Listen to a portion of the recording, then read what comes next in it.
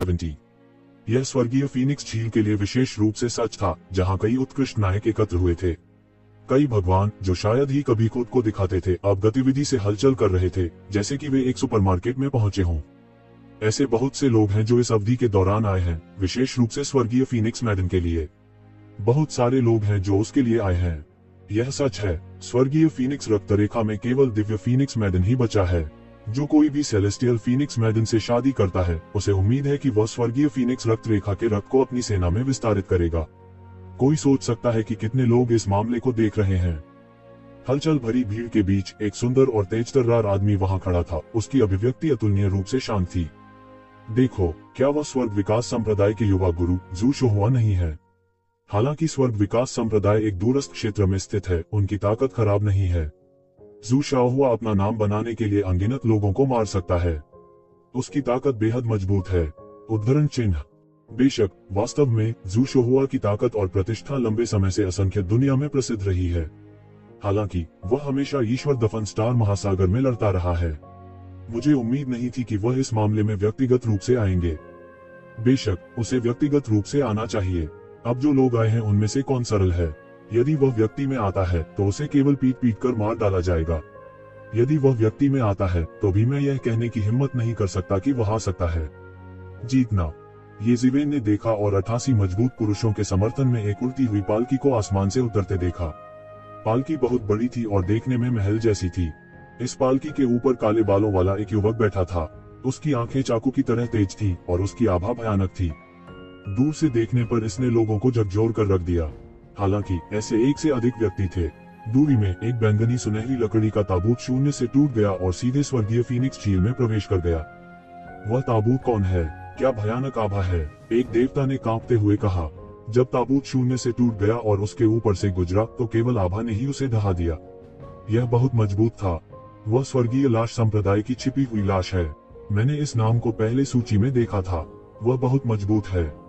धिक्कार है, यह वास्तव में वह छिपी हुई लाश है। अफवाह यह है कि उनका शरीर दसियों हजार साल पहले एक देवता की मृत्यु के बाद स्वर्गीय शव संप्रदाय द्वारा पाया गया था। 100,000 साल पहले आध्यात्मिक ज्ञान प्राप्त करने तक वे गुप्त रूप से उसकी खेती कर रहे थे। यह केवल 100,000 साल है, लेकिन वह पहले से ही इतना मजबूत है। बहुत से लोग इस संप्रदाय के उल्लेख पर एक ठंडी सांस लेने से खुद को रोक नहीं सकते थे। इस संप्रदाय में ज्यादा लोग नहीं थे, लेकिन वे सभी बहुत मजबूत थे। उनके शिष्य विभिन्न जातियों से आए थे और वे इन जातियों के देवताओं की लाशें थीं जो मर चुके थे और चेतना प्राप्त कर चुके थे। उन्होंने राजा श्रेणी के विशेषज्ञों की लाशें भी पाई और उन्हें ज्ञान प्राप्त करने के लिए पाला। यह बहुत भयानक था। हालांकि स्वर्गीय लाश संप्रदाय कई संप्रदायों और जातियों के पक्ष में एक कांटा था। ऐसा इसलिए था क्योंकि उनके कई पूर्वजों को स्वर्गीय शव संप्रदाय द्वारा ले जाया गया था और लाश में बदल दिया गया था। देवताओं के लिए यह सबसे अस्वीकार्य परिणाम था। यह एक अपमान था। इसलिए ऐसे बहुत से लोग नहीं थे जिन पर स्वर्गीय शव संप्रदाय की अच्छी छाप थी। हालांकि यह कोई मायने नहीं रखता कि कितने बाहरी लोग हैं। अंतिम चैंपियन हमारा प्राचीन फीनिक्स वर्ल्ड होगा। इन बाहरी लोगों से निपटने के लिए हमारे प्राचीन फीनिक्स वर्ल्ड के कई अद्वितीय पात्र बंद दरवाजे के प्रशिक्षण से बाहर आ गए हैं। यहाँ तक फैंग भी जिहाओ एकांतवास से बाहर आ गया है। वह अपनी पीढ़ी का अजेय अस्तित्व हुआ करता था। वह कभी भी स्वर्गीय फीनिक्स के खून को लीक नहीं होने देगा। प्राचीन फीनिक्स वर्ल्ड के कुछ लोगों ने गुस्से से कहा, फीनिक्स रेस के एक सदस्य के रूप में वे स्वर्गीय फीनिक्स की रक्त रेखा को तब तक बाहर नहीं आने देंगे जब तक कि यह संभव हो। हर कोई बाहरी लोगों के साथ गठजोड़ नहीं करना चाहता था। मैंने सुना है कि कुछ प्राचीन बड़े शॉर्ट्स कुरपुर्स रोड की तैयारी कर रहे हैं। उनमें से कुछ कुकर्मी भी प्रकट हुए हैं। यह असंभव है। क्या वे दुष्ट कुरफुरस्ट रोड की तैयारी नहीं कर रहे हैं? केवल 1000 साल कैसे पर्याप्त हो सकते हैं? उनके पास अभी भी भाग लेने का समय है। यह भी संभव है कि वे अवतार हों। वे पापी अवतार होते हुए भी अत्यंत भयानक हैं। इस मामले में सभी बलों की दिलचस्पी नहीं थी। कई फोर्सेस के एक्सपर्ट्स ने सिर्फ उनके क्लोन भेजे थे। वे जीतने के लिए दृढ़ नहीं थे। वे सभी अपने वास्तविक शरीर के साथ नहीं आए थे। हालांकि उनमें से कुछ ही अपने वास्तविक शरीर के साथ आए थे, और यह सबको चौंका देने के लिए काफी था। इन लोगों में से किसी एक का दिखना हर किसी को हैरान करने के लिए काफी था। हालांकि सभी एक साथ आए थे।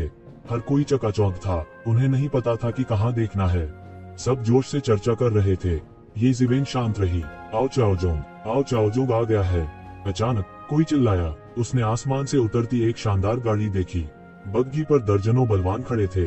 ये सभी ड्रैगन रेस के विशेषज्ञ थे। उन्होंने बीच में एक आदमी को ऐसे घेर लिया जैसे चांद को तारे घेरे रहते हैं। एओ चाओजोंग नहीं तो और कौन हो सकता है यह आदमी। ये जिवेन ने अपनी आंखें सिकोड़ ली। उसने तुरंत पहचान लिया कि यह आदमी एओ चाओजोंग था। हालांकि वह अपने पिछले अवतार से अलग था। वह इस बार अपने असली शरीर के साथ आया था और उनके अवतार की तुलना उनके वास्तविक शरीर से नहीं की जा सकती थी। वह बड़े जोश में था। उसे विश्वास था कि वह अजेय है। वह एक अनुपम हस्ती थे। यहाँ तक एओ चाओजोंग भी आ गया है। ये जिवेन अभी तक क्यों नहीं दिखाई दी। किसी ने अचानक ये शिवेन का जिक्र किया। बहुत से लोग हंगामा कर रहे थे। इस बार ये जिवेन और एओ चाओजोंग के लिए बहुत से लोग आए थे। ये जिवेन सेलेस्टियल फीनिक्स मैडन का नामात्र का पति था। हालांकि उनके पास इस तथ्य को स्वीकार करने के अलावा कोई विकल्प नहीं था कि प्राचीन फीनिक्स दायरे ने सेलेस्टियल फीनिक्स मैडन के लिए एक नए पति की भर्ती की थी। यह सेलेस्टियल फीनिक्स मैडन के चेहरे पर मौके पर थप्पड़ मारने के बराबर था। यह बस एक आदमी की गरिमा पर कुठाराघात था। ये जिवेन किस तरह का व्यक्ति था।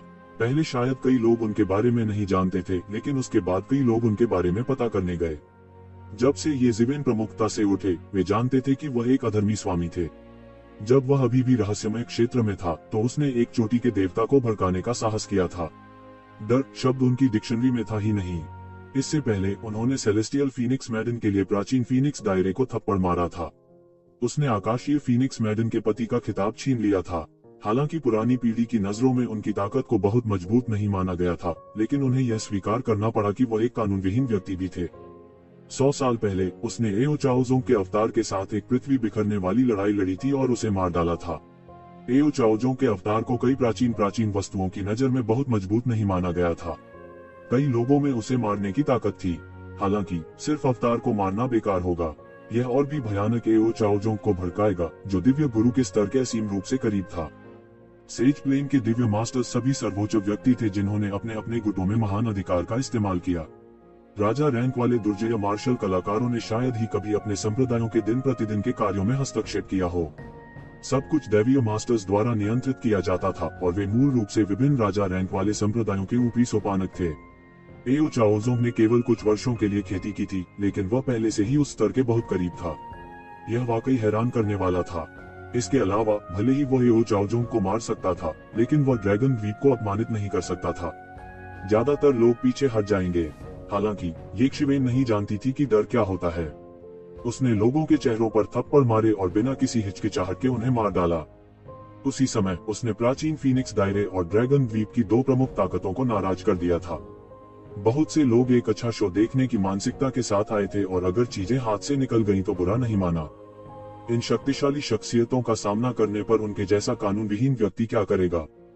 हालांकि कुछ लोग यहाँ लगभग 1 महीने से इंतजार कर रहे थे और उन्होंने अभी भी एक शिवेन को दिखाई नहीं दिया था।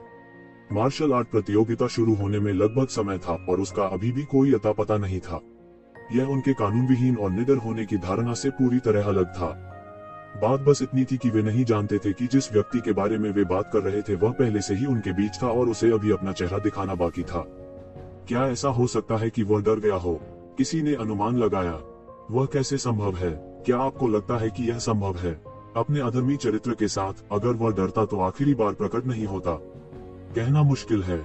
एओ चाओजोंग ने पिछली बार केवल एक अवतार भेजा था, लेकिन अब एओ चाओजोंग व्यक्तिगत रूप से आए हैं। एओ चाओजोंग का उल्लेख नहीं करना, यहाँ कोई भी यादृच्छिक व्यक्ति एक अद्वितीय चरित्र है और यहाँ तक उन राक्षसी प्रतिभाओं के अवतार भी हैं।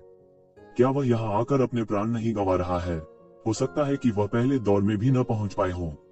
100 साल की ही तो बात है। वह किस प्रकार की प्रगति कर सकता है?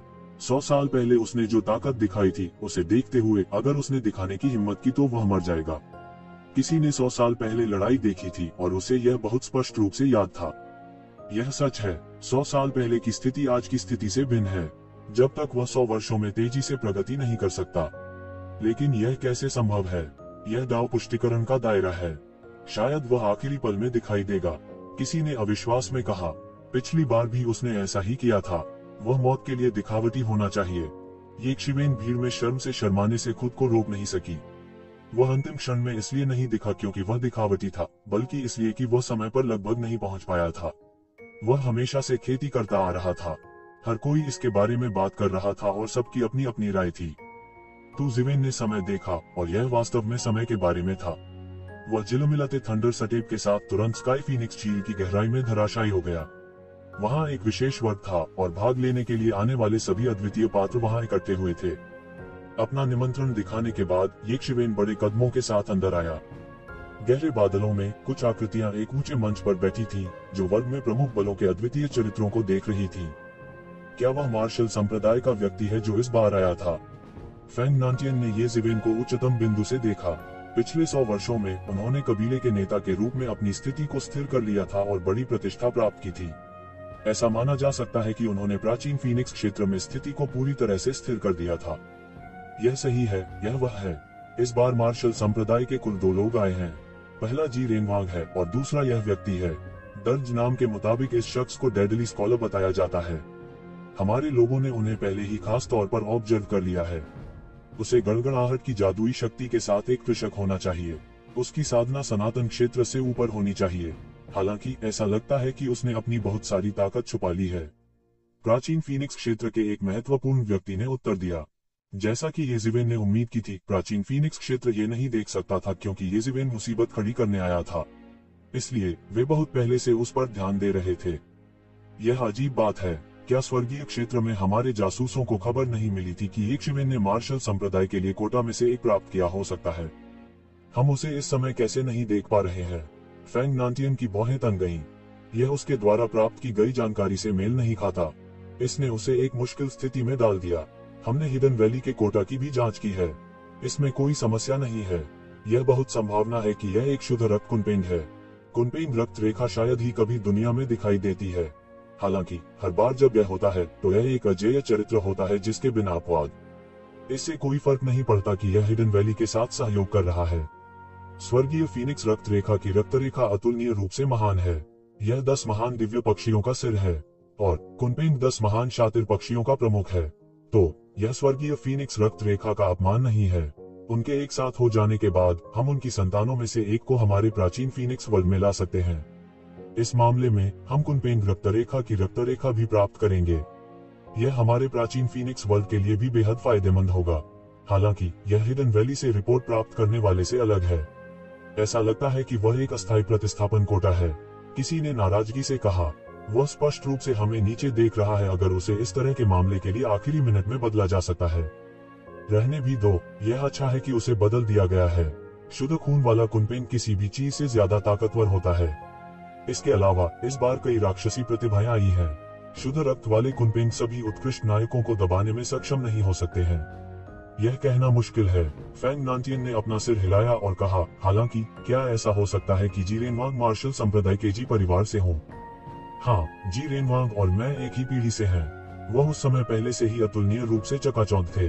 हालांकि वह हमेशा कुरफुर्स्ट रोड के प्रति जुनूनी रहा है, इसलिए मैंने उसे लंबे समय से नहीं देखा है। किसी ने कहा, एक बार जब सम्राट किन ने अपने दाव की पुष्टि की थी, जी परिवार के सम्राट कबीले के एक पूर्वज ने अपने जीवन के साथ उनकी सेवा की थी। उन्होंने सभी दिशाओं में संघर्ष किया था और अपने लिए एक शानदार नाम स्थापित किया था। जी परिवार के सम्राट कबीले के विपरीत, जो अपने पूर्वजों की प्रतिष्ठा पर निर्भर थे, मार्शल संप्रदाय के जी परिवार ने अनगिनत वंशों की खूनी लड़ाइयों पर भरोसा करके अपनी सर्वोच्च प्रतिष्ठा स्थापित की थी। हालांकि भले ही वे दोनों जी कबीले से थे, यह स्पष्ट था कि दोनों पक्ष चिंतित नहीं थे। इसके विपरीत, क्योंकि मार्शल संप्रदाय और दी क्लान के बीच संबंध तनावपूर्ण थे, दोनों पक्षों के बीच संबंध भी काफी तनावपूर्ण थे। तो यह वह है। जी रेनवांग किंवदंतियों के अनुसार जब वह पैदा हुआ था तो स्वर्ग ने एक फरमान भेजा था जिसमें 2 शब्द मानव राजा थे। वह वास्तव में मानव राजा बनने के लिए पैदा हुआ है। जी परिवार का वंश वास्तव में भयानक है। किंवदंतियों के अनुसार जब जी परिवार के पूर्वज संत सम्राट जुआनयुआन का जन्म हुआ तो स्वर्ग ने एक फरमान भेजा। 2 शब्दों मानव राजा ने सभी जनजातियों को झकझोर कर रख दिया। अब यह जी रेनवांग भी पीछे नहीं है। समय की वजह से अतीत में कई प्रसिद्ध लोग चुप हो गए थे। वे मरे नहीं थे, लेकिन वे अवसर की तलाश में कुरपुर्स्ट रोड के प्रति जुनूनी थे। उस समय वह भी इन लोगों में से एक था। यह सिर्फ इतना था कि दसियों हजार वर्षों के बाद वह अब और नहीं रह सकता था। हालांकि यह कहा जाता था कि वह अवसर की तलाश में था। प्राचीन काल से यह गिनना पहले से ही कठिन था कि वहाँ कितने अद्भुत लोग थे। हालांकि जो लोग वास्तव में इस अवसर को प्राप्त कर सके वे कुछ ही थे। हाल के दिनों में इस वजह से किसी को दाव हासिल नहीं हुआ था। हालांकि सम्राट किन ने कुरफुर्स्ट रोड में भी प्रवेश किया था, उस समय उन्हें पहले ही राजा की उपाधि से सम्मानित किया जा चुका था और दुनिया को चौंका दिया था। हालांकि इस वजह से बहुत से लोगों ने सोचा कि उनके दाव का कुरपुर्स रोड से बहुत कम लेना देना है। इसलिए हमेशा से लोग कहते रहे हैं कि कुरपुर्स रोड पर अवसर समाप्त हो गए हैं और इस वजह से किसी के लिए भी दाव हासिल करना असंभव था। इसलिए कई उत्कृष्ट लोग अंततः इसे और अधिक समय तक रोक नहीं सके। एक के बाद एक वे सभी कुरपुर्स रोड पर प्रतियोगिता से हट गए और सीधे सम्मानित राजा के दायरे में कदम रखते हुए एक कदम आगे बढ़ाया।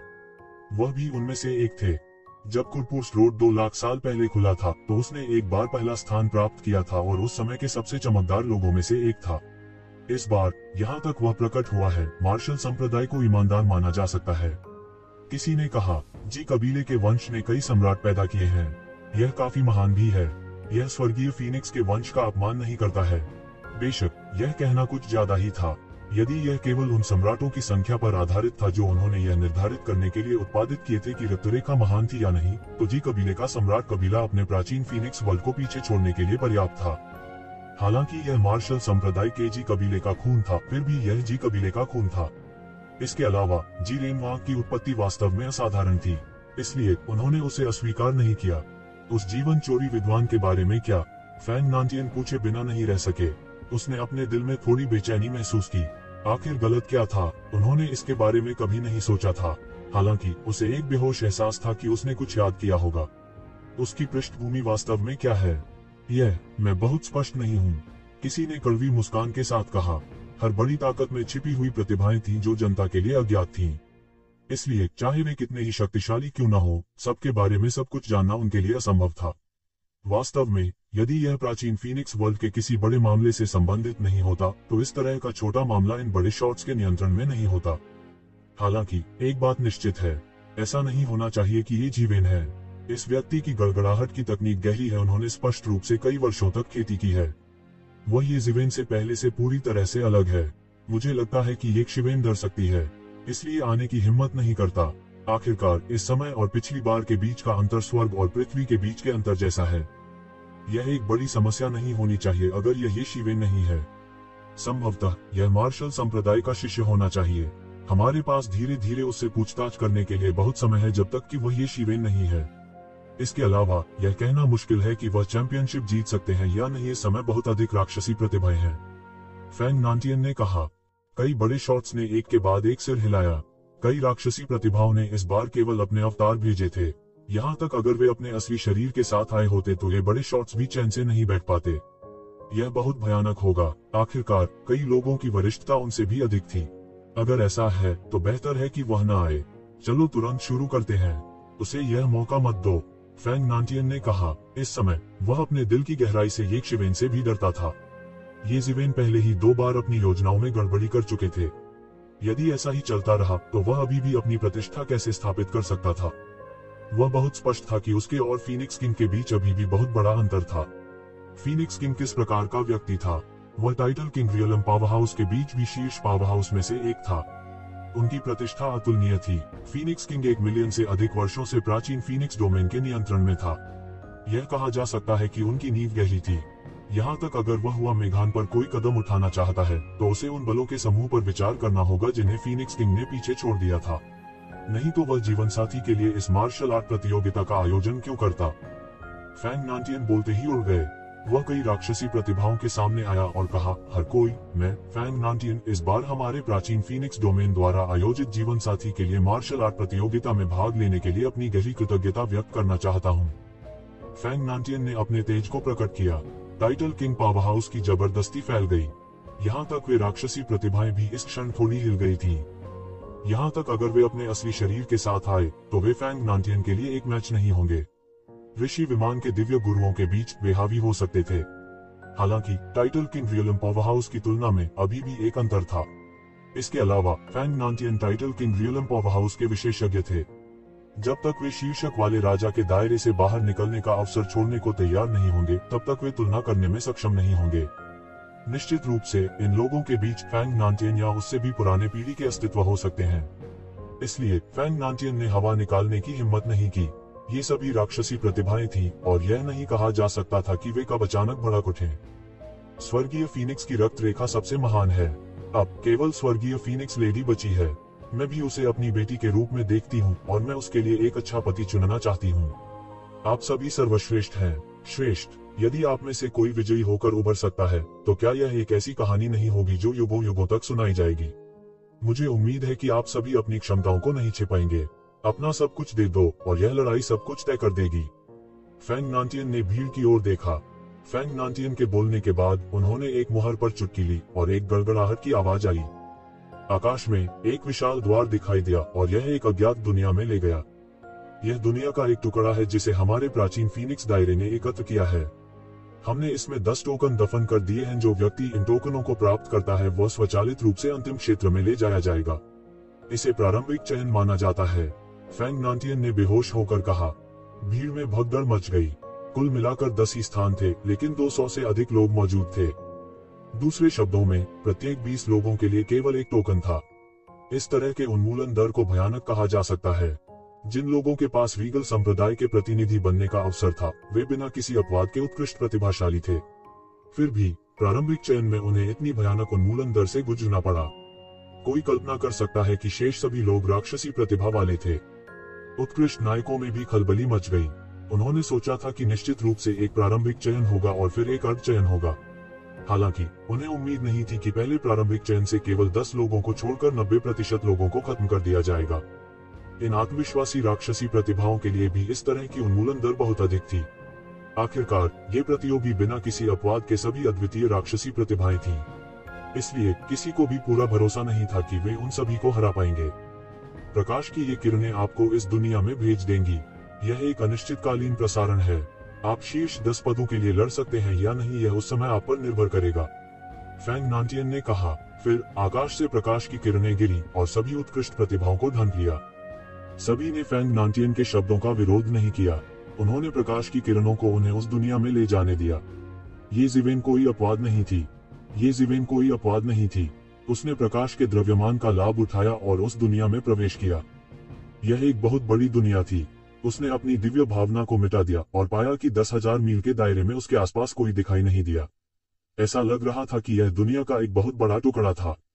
वास्तव में यह लगभग एक छोटी सी दुनिया के बराबर था। हालांकि एक बार जब यह 10,000 मील की सीमा को पार कर गया तो यह वास्तव में प्रतिबंधित होना शुरू हो गया। यह स्पष्ट था कि प्राचीन फीनिक्स क्षेत्र इसके लिए पहले से ही तैयार था। ये ज़िवेन रुका नहीं और तुरंत आगे बढ़ा। सभी को अलग अलग क्षेत्रों में आवंटित किया जाना चाहिए और प्रत्येक क्षेत्र में एक टोकन होना चाहिए। अगर वह चूक गए तो दूसरा मौका नहीं मिलेगा। किसी के हाथ में टोकन सीधे अखाड़े को टेलीपोर्ट करने के लिए इस्तेमाल किया जा सकता है। इसका मतलब यह नहीं था कि किसी को अंत तक लड़ना होगा। आखिरकार यदि इन प्रतिभाओं के बीच एक बड़े पैमाने पर दुर्घटना हुई तो प्राचीन फीनिक्स क्षेत्र भी परिणाम सहन करने में सक्षम नहीं होगा। तो ज़िवेन ने झिलमिलाहट थंडर स्टेप लॉन्च किया और एक कदम के साथ हजारों मील की दूरी तय की। सारा संसार सूना सूना लगने लगा। दबी हुई तेज आवाजें लगातार गूंजती रहीं। पहाड़, नदियां और सभी जीवित चीजें रहस्यमयी शक्ति की एक परत से ढकी हुई थीं। ये ज़िवेन को नहीं पता था कि यह टुकड़ा किस दुनिया का है। यह उन दुनियाओं से बिल्कुल अलग था जिनका उसने पहले सामना किया था। इस समय बाहर के लोग भी इस संसार में लोगों के अभिनय को देख रहे थे। हालांकि यह दुनिया विशाल और असीम थी, फिर भी प्राचीन फीनिक्स क्षेत्र के पास हमेशा अपनी छवियों को प्रदर्शित करने का एक तरीका था। सबके ध्यान का दायरा स्वाभाविक रूप से अलग था। हालांकि ये 200 लोग सभी अद्वितीय चरित्र थे। वे उनमें से किसी एक को भी छोड़ना नहीं चाहते थे।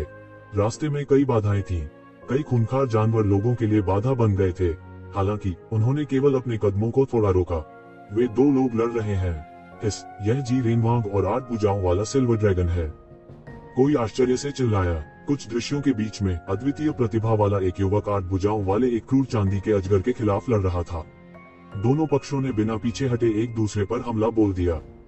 वे दोनों अद्वितीय विशेषज्ञ थे।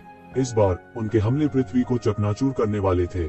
यहाँ तक कि वह संसार भी जिसे प्राचीन फीनिक्स क्षेत्र ने तैयार किया था, उसे सहन करने में असमर्थ होने के संकेत दे रहा था। वे क्यों लड़ रहे हैं? मुझे मत बताओ कि उन्हें अब टोकन नहीं चाहिए, किसी ने संदेह से पूछा। ये अद्वितीय पात्र इस मार्शल आर्ट प्रतियोगिता में भाग लेने के लिए नहीं आए होंगे। क्या आपने नहीं देखा कि वे व्यक्तिगत रूप से भी नहीं आए हैं? चाहे वह जी रेनवांग हो या 8 सशस्त्र रजत ड्रैगन, वे सभी अपने साथ आए हैं क्लोन। यह सच है। मैंने सुना है कि जब कुरफुर्स रोड 1 लाख साल पहले खुली थी, उन दोनों ने एक बार कुरफुर्स रोड में लड़ाई की थी। 8 सशस्त्र सिल्वर ड्रैगन को जी रेनवांग के हाथों भारी नुकसान उठाना पड़ा और उस समय कुरफुर्स रोड से सीधे हट गए। कोई आश्चर्य नहीं कि इस बार जब उसने जी रेनवांग को देखा तो वह बहुत पागल हो गया था। यह लोगों के अवसरों की बर्बादी है, एक पुराने एंटीक ने स्पष्ट रूप से कहा। उसने कुरपुर्स रोड में हुई चीजों के बारे में भी सुना था, लेकिन वह इसके बारे में बहुत स्पष्ट नहीं था। जी रेनवांग मेरी कल्पना से भी अधिक भयानक है। इन 8 सशस्त्र सिल्वर ड्रैगन को ड्रैगन जाति के बीच एक विशेष प्रजाति के रूप में माना जाता है। उनके कई कबीले नहीं हैं, लेकिन उनमें से हर एक पृथ्वी को तोड़ देने वाला अस्तित्व है। वे स्वर्ग और पृथ्वी के नियमों का पालन नहीं करते हैं और वे ड्रैगन द्वीप के नियमों का पालन नहीं करते हैं। वे स्वतंत्र और निरंकुश हैं, लेकिन उनमें से अधिकांश गर्म स्वभाव के हैं। वे अपने मूड के आधार पर सिर्फ एक विचार से दुनिया को नष्ट कर सकते हैं। हाँ, जी रेनवांग वास्तव में कुरफुरस रोड से 8 सशस्त्र सिल्वर ड्रैगन को बाहर निकालने में सक्षम थे। उनकी शक्ति अकल्पनीय है। अब जब दोनों पक्षों के वास्तविक शरीर चले गए हैं, तो डोपेलगैंगर्स अपनी पूरी ताकत से लड़ सकते हैं। लेकिन अगर हम शक्ल पहले से ही इतने शक्तिशाली हैं, तो असली शरीर कितना मजबूत होगा? कोई पूछे बिना नहीं रह सका। हालांकि हर कोई यह भी देख सकता था कि चाहे वह जी रेनवांग हो या 8 सशस्त्र सिल्वर ड्रैगन, उन्होंने इस मार्शल आर्ट प्रतियोगिता की ज्यादा परवाह नहीं की। यह ऐसा था जैसे वे यहाँ किसी काम से निपटने के लिए आए हों। स्वर्ग, इसे शुरू हुए कितना समय हो गया है? पहला विजेता पहले ही प्रकट हो चुका है। सभी ने ऊपर देखा और देखा कि बादलों के ऊपर बैटल रिंग पर पहले से ही एक विजेता मौजूद था। यह एओ चाओजोंग के अलावा और कौन हो सकता है? एओ चाओजोंग के कपड़े साफ थे और ऐसा नहीं लगता था कि वह एक बड़ी लड़ाई से गुजरा है। हालांकि जो लोग वास्तव में अभी उसकी लड़ाई पर ध्यान दे रहे थे, वे बहुत स्पष्ट थे कि एओ चाओजोंग एक बड़ी लड़ाई से गुजरे थे और सफलतापूर्वक टोकन प्राप्त करने से पहले कई विरोधियों को हराया था। इतना मजबूत, इतने सारे शीर्षस्थ विशेषज्ञों में एओ चाओजोंग सबसे अच्छा है। उसने अभी तक अपनी असली ताकत नहीं दिखाई है। वह निश्चित रूप से जीतने के प्रबल दावेदार है, जिसके बारे में बोलते हुए एओ चाओजोंग भी पिछले 100,000 वर्षों में बढ़ते आंकड़ों में से एक है। मैंने सुना है कि उसने इस बार के कुरफुर्स रोड में भाग लेने की योजना बनाई है। किसने सोचा होगा कि उसका असली शरीर यहाँ व्यक्तिगत रूप से आएगा?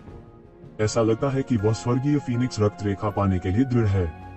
हर कोई उन नायकों को घूर रहा था और वे सभी चाहते थे कि उन्हें देखने के लिए कुछ और जोड़ी आंखें मिलें। कुछ लोग जिन पर लंबे समय से ध्यान दिया गया था, वे वास्तव में हत्या की होड़ में चले गए थे। हालांकि कुछ राक्षसी प्रतिभाएं आई, लेकिन इन राक्षसी प्रतिभाओं ने स्पष्ट रूप से इस मार्शल आर्ट प्रतियोगिता के बारे में बहुत अधिक परवाह नहीं की। उनके वास्तविक शरीर सभी दिशाओं में मारने के लिए पर्याप्त थे, लेकिन वे केवल प्रतिरूप थे और वे सभी दिशाओं को दबा नहीं सकते थे। इसलिए उन्होंने इसकी ज्यादा परवाह नहीं की।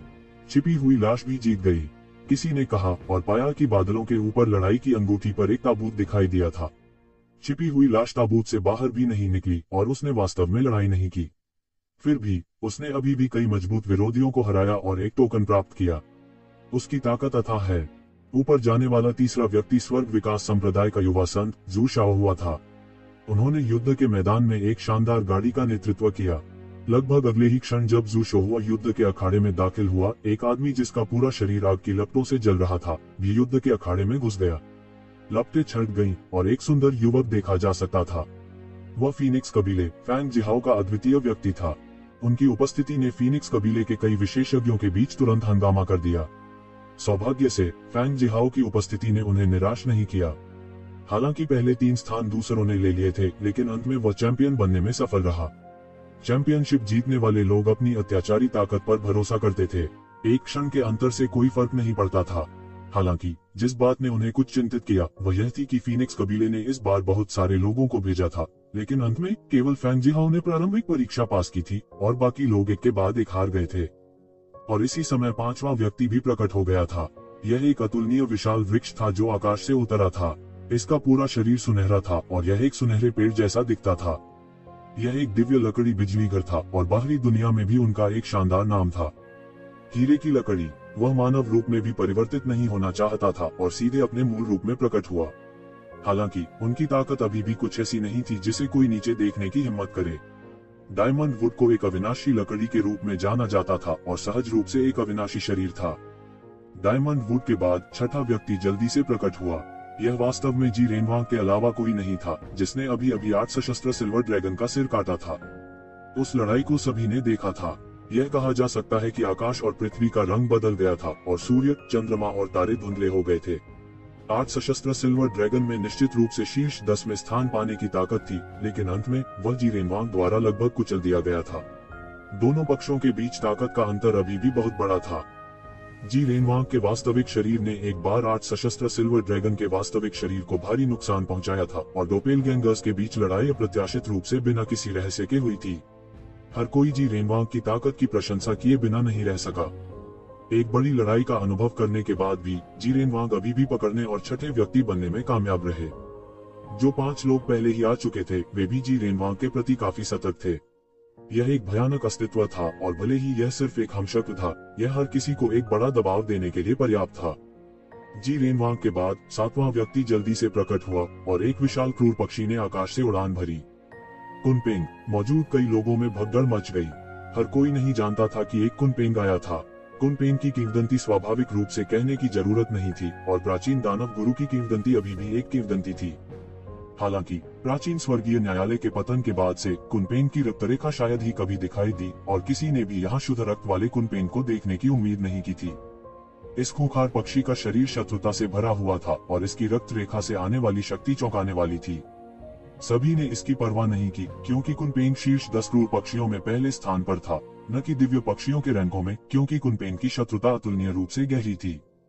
जैसा कि अधिक से अधिक लोग अखाड़े में दिखाई दिए, ये जिवेन का डेडली स्कॉलर का अवतार अभी भी रास्ते में था, लेकिन वह थोड़ा बदकिस्मत था और समय पर टोकन नहीं पा सका। इतनी उज्जवल दुनिया में यहाँ तक देवताओं की दिव्य भावना की सीमा के साथ कम समय में सभी टोकन ढूंढना असंभव था। यह उल्लेख नहीं करना कि सीमा 10,000 मील तक सीमित थी। 10,000 मील अंतहीन लग रहा था, लेकिन यह इस दुनिया में एक घास के ढेर में सुई खोजने जैसा था। स्वाभाविक रूप से यह थोड़ा धीमा होगा। ये शिवेन भी थोड़ा चिंतित महसूस करने लगी। हालांकि उन्होंने अभी भी अपने क्षेत्र में टोकन को जल्दी से ढूंढ लिया। वह सीधे उस दिशा की ओर भागा जहां लड़ाई सबसे तीव्र थी और निश्चित रूप से यह वहां खत्म हो चुकी थी। मध्य हवा में एक टोकन तैर रहा था, लगातार ऊपर और नीचे उछल रहा था। ये जिवेन जल्दी से आगे बढ़ी और 2 लोगों ने उसे तुरंत रोक लिया। यह स्थान पहले ही हमारे अधिपति संप्रदाय द्वारा ले लिया गया है, कृपया रुकें। ये दोनों लोग कोई साधारण लोग नहीं थे। क्या आपको लगता है कि आप एक मछली के तालाब के मालिक हैं और पूरी दुनिया पर कब्जा कर लेते हैं? हालांकि मैं भी उत्सुक हूँ, यहाँ अंडरलिंग लाने की अनुमति क्यों है? तो जिवेन ने उदासीनता से कहा। उन दोनों लोगों के चेहरे भी बहुत भद्दे थे। ये जिवेन के शब्द स्पष्ट रूप से उनका मजाक उड़ा रहे थे।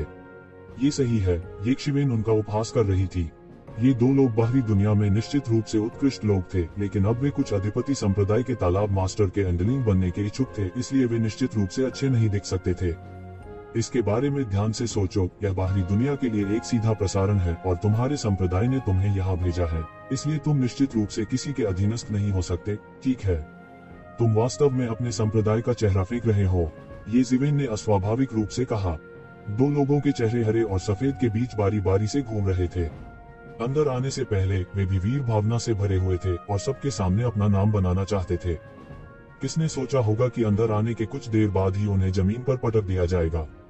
मुझे लगता है कि तुम मौत को दावत दे रहे हो। उनमें से एक युवक था जिसके माथे पर 2 लंबे सींग थे।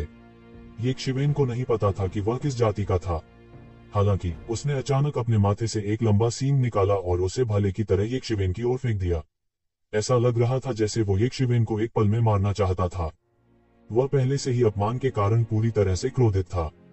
दांग। यह लंबा हॉर्न सीधे नीचे गिरा और ये शिवेन के सामने 3 फीट की दूरी पर गिरा, लेकिन यह न तो आगे बढ़ सका और न ही पीछे हट सका। यह ये जिवेन के दिव्य शरीर में बिल्कुल भी छेद नहीं कर सका।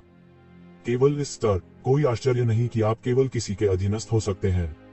ये जिवेन के शब्द जरा भी नर्म नहीं थे, लेकिन उसके हाथ बिल्कुल भी धीमे नहीं थे। बिजली का भला सीधे संघनित हो गया और अतुलनीय रूप से उज्जवल, लगातार गड़गड़ाहट की आवाज के साथ फूट पड़ा और फिर जमकर बमबारी की, तुरंत लंबे सींग वाले युवक को छेदते हुए उसे पूरी तरह से जमीन पर गिरा दिया। केवल एक झटके से उन्होंने एक शाश्वत क्षेत्र के गुरु को हरा दिया। ऐसी स्थिति ने दुनिया के अंदर और बाहर सभी को झकझोर कर रख दिया। दूसरा युवक पूरी तरह से चौंक गया और मुंह में लार निकल गया। उसे उम्मीद नहीं थी कि एक शिवेन इतना भयंकर होगा। ऐसा लगता था कि उसने अभी अभी शाश्वत क्षेत्र में कदम रखा था, लेकिन वह एक शाश्वत क्षेत्र के स्वर्गीय चरण के मास्टर को जमीन पर गिराने और संघर्ष करने में सक्षम था। इस समय उन्होंने केवल असहायता की गहरी भावना महसूस की।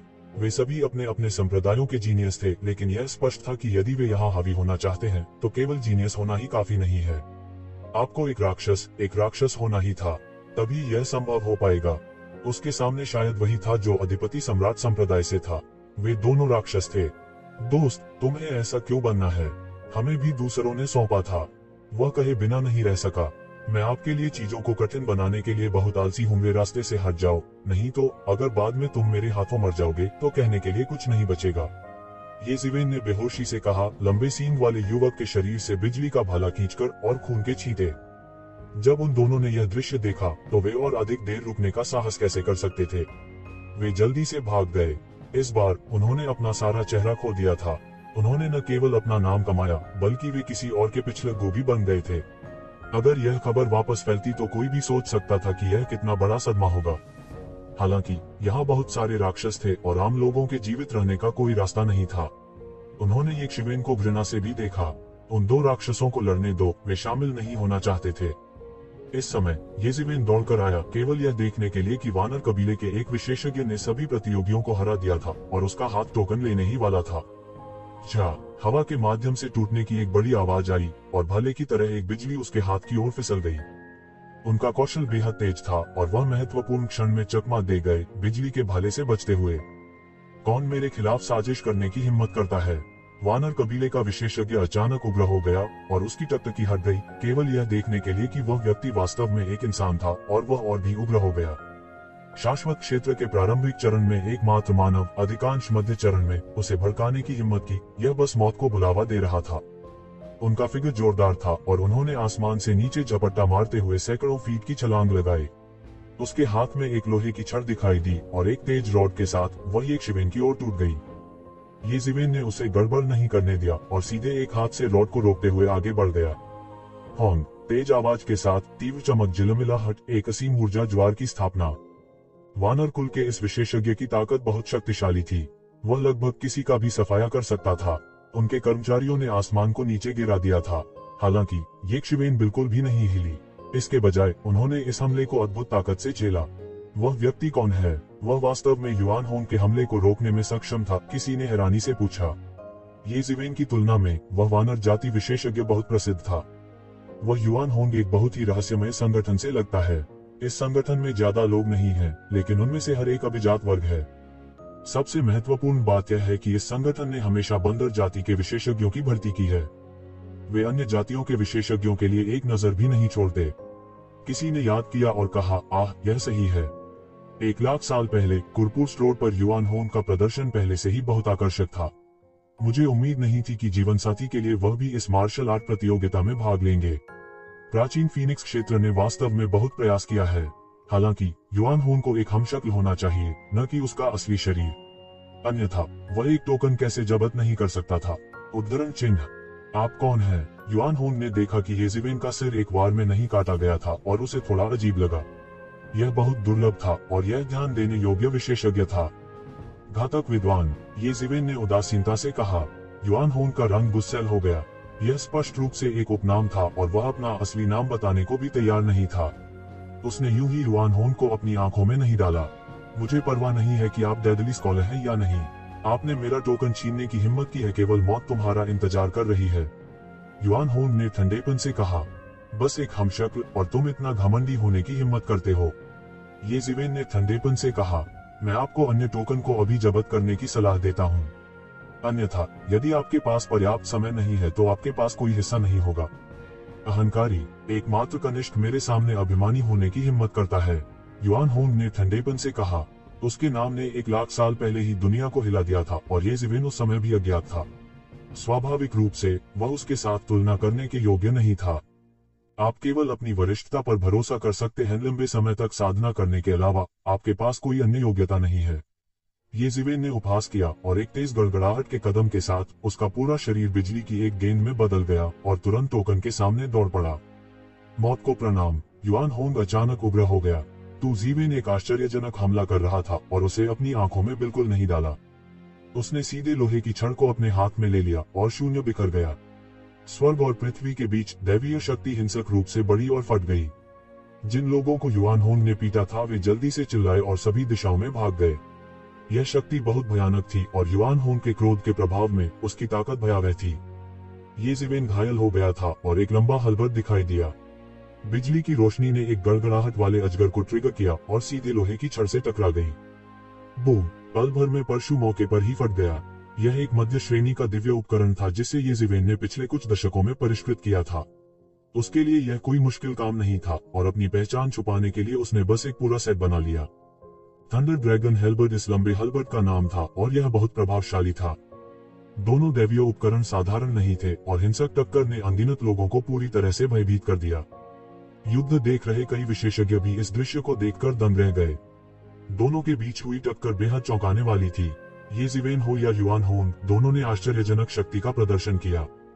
युआन होन केवल एक क्लोन था, लेकिन वह पहले से ही कई अद्वितीय प्रतिभाओं को दबाने में सक्षम था। कोई आश्चर्य नहीं कि वह 100,000 से अधिक साल पहले का एक प्राचीन राक्षस था। यदि उसका वास्तविक शरीर यहाँ होता तो एक ठंडी खर्राटे एक साधारण अमर स्तर के विशेषज्ञ को गंभीर रूप से घायल करने के लिए पर्याप्त होती। द डेडली स्कॉलर वास्तव में आश्चर्यजनक था, क्योंकि वह वास्तव में युआन होन के क्लोन से एक ठहराव तक लड़ सकता था। मरना। युआन होन के रोंगटे खड़े हो गए और एक तेज गर्जना के साथ उसके हाथ में लोहे की छड़ आश्चर्यजनक गति से नीचे गिर गई। वह बिल्कुल भी पीछे नहीं हटे और यह बहुत हद तक प्राचीन काल में हिंसक वानरों के कहर बरपाने दृश्य जैसा था। मैं अब तुम्हारे साथ नहीं खेल रहा हूँ। ये जिवेन हंसे और सीधे टोकन को कुचल दिया। उसका पूरा शरीर तुरंत प्रकाश की एक गेंद में लिपटा हुआ था और उसे तुरंत बादलों के ऊपर अखाड़े में ले जाया गया। गर्जन। युआन होन की तेज दहाड़ अभी भी टूटी जगह की दरार से सुनी जा सकती थी। शापित मानव, मैं निश्चित रूप से तुम्हें जाने नहीं दूंगा। एक एक करके जो भी वहां पहुंचे थे उन्होंने एक शिवेन की ओर तिरछी निगाहें डाली। उन्होंने स्पष्ट रूप से युआन होन की पहचान को पहचान लिया था, लेकिन वे यह नहीं समझ पाए कि युआन होन को उकसाने के लिए उसने किस तरह के तरीके का इस्तेमाल किया था, जहां वह हिंसक गुस्से में आ गया था। विशेष रूप से जी रेन वांग, उन्होंने ये जिवेन को अजीब तरह से देखा क्योंकि उन्हें याद था कि मार्शल संप्रदाय में दो धब्बे थे। एक को उसके हमशक्ल ने ले लिया और दूसरे को इस लाइफ स्टीलिंग स्कॉलर ने। उन्हें इस लाइफ स्टीलिंग स्कॉलर की पहचान के बारे में कुछ अंदाजा भी था। मूल रूप से वह इन जूनियर्स की ज्यादा परवाह नहीं करता था। देवताओं के लिए वे अमर थे और उन्हें वर्गीकृत करने का सामान्य तरीका उनके लिए अर्थहीन था। इसलिए उन्होंने उन्हें वर्गीकृत करने के तरीके के रूप में बस्कुर फर्स्ट रोड का इस्तेमाल किया। जिनकी आयु 100,000 वर्ष से कम थी उन्हें कनिष्ठ माना जाता था, और जो 100,000 वर्ष से अधिक पुराने थे उन्हें प्राचीन वस्तुएं माना जाता था। 2 लाख साल पहले वह पहले ही अगुवाई कर चुका था। मार्शल संप्रदाय में साधारण कनिष्ठ दूसरों का ध्यान आकर्षित नहीं करेंगे। हर साल बड़ी संख्या में लोग मार्शल संप्रदाय में प्रवेश करेंगे। हालांकि 10,000 वर्षों में एक भी व्यक्ति ऐसा नहीं हो सकता है जो उनकी तुलना कर सके। इसलिए उन्हें इस डेडली स्कॉलर में थोड़ी दिलचस्पी थी। आखिर उन्होंने ही इस शख्स को जगह दी थी। मार्शल संप्रदाय इस मामले को लेकर बहुत उत्साहित नहीं था। किन सम्राट ने अंततः एक नश्वर के शरीर के साथ दाव को प्राप्त किया था, इसलिए उन्होंने हमेशा तथाकथित रक्त रेखा का मजाक उड़ाया था। प्राचीन फीनिक्स दायरे के ड्रैगन द्वीप जैसी केवल एक पतनशील ताकत यह साबित करने नहीं देगी कि वे कितने उत्कृष्ट थे। हालांकि उन्होंने यह भी उम्मीद नहीं की थी कि यह डेडली स्कॉलर वास्तव में शीर्ष 10 में जगह बना लेगा और यहाँ तक युआन होन को यहाँ तक गड़गड़ाहट के साथ लगभग मोहर लगाने के लिए उकसाएगा। ये जिवेन ने चारों ओर नजर डाली और पाया कि वह 8वां व्यक्ति था, न कि अंतिम व्यक्ति। हालांकि उन्होंने जल्द ही किनारे पर खड़े एक विशाल चट्टान की खोज की जो कुछ गर्व और अलग दिख रहा था।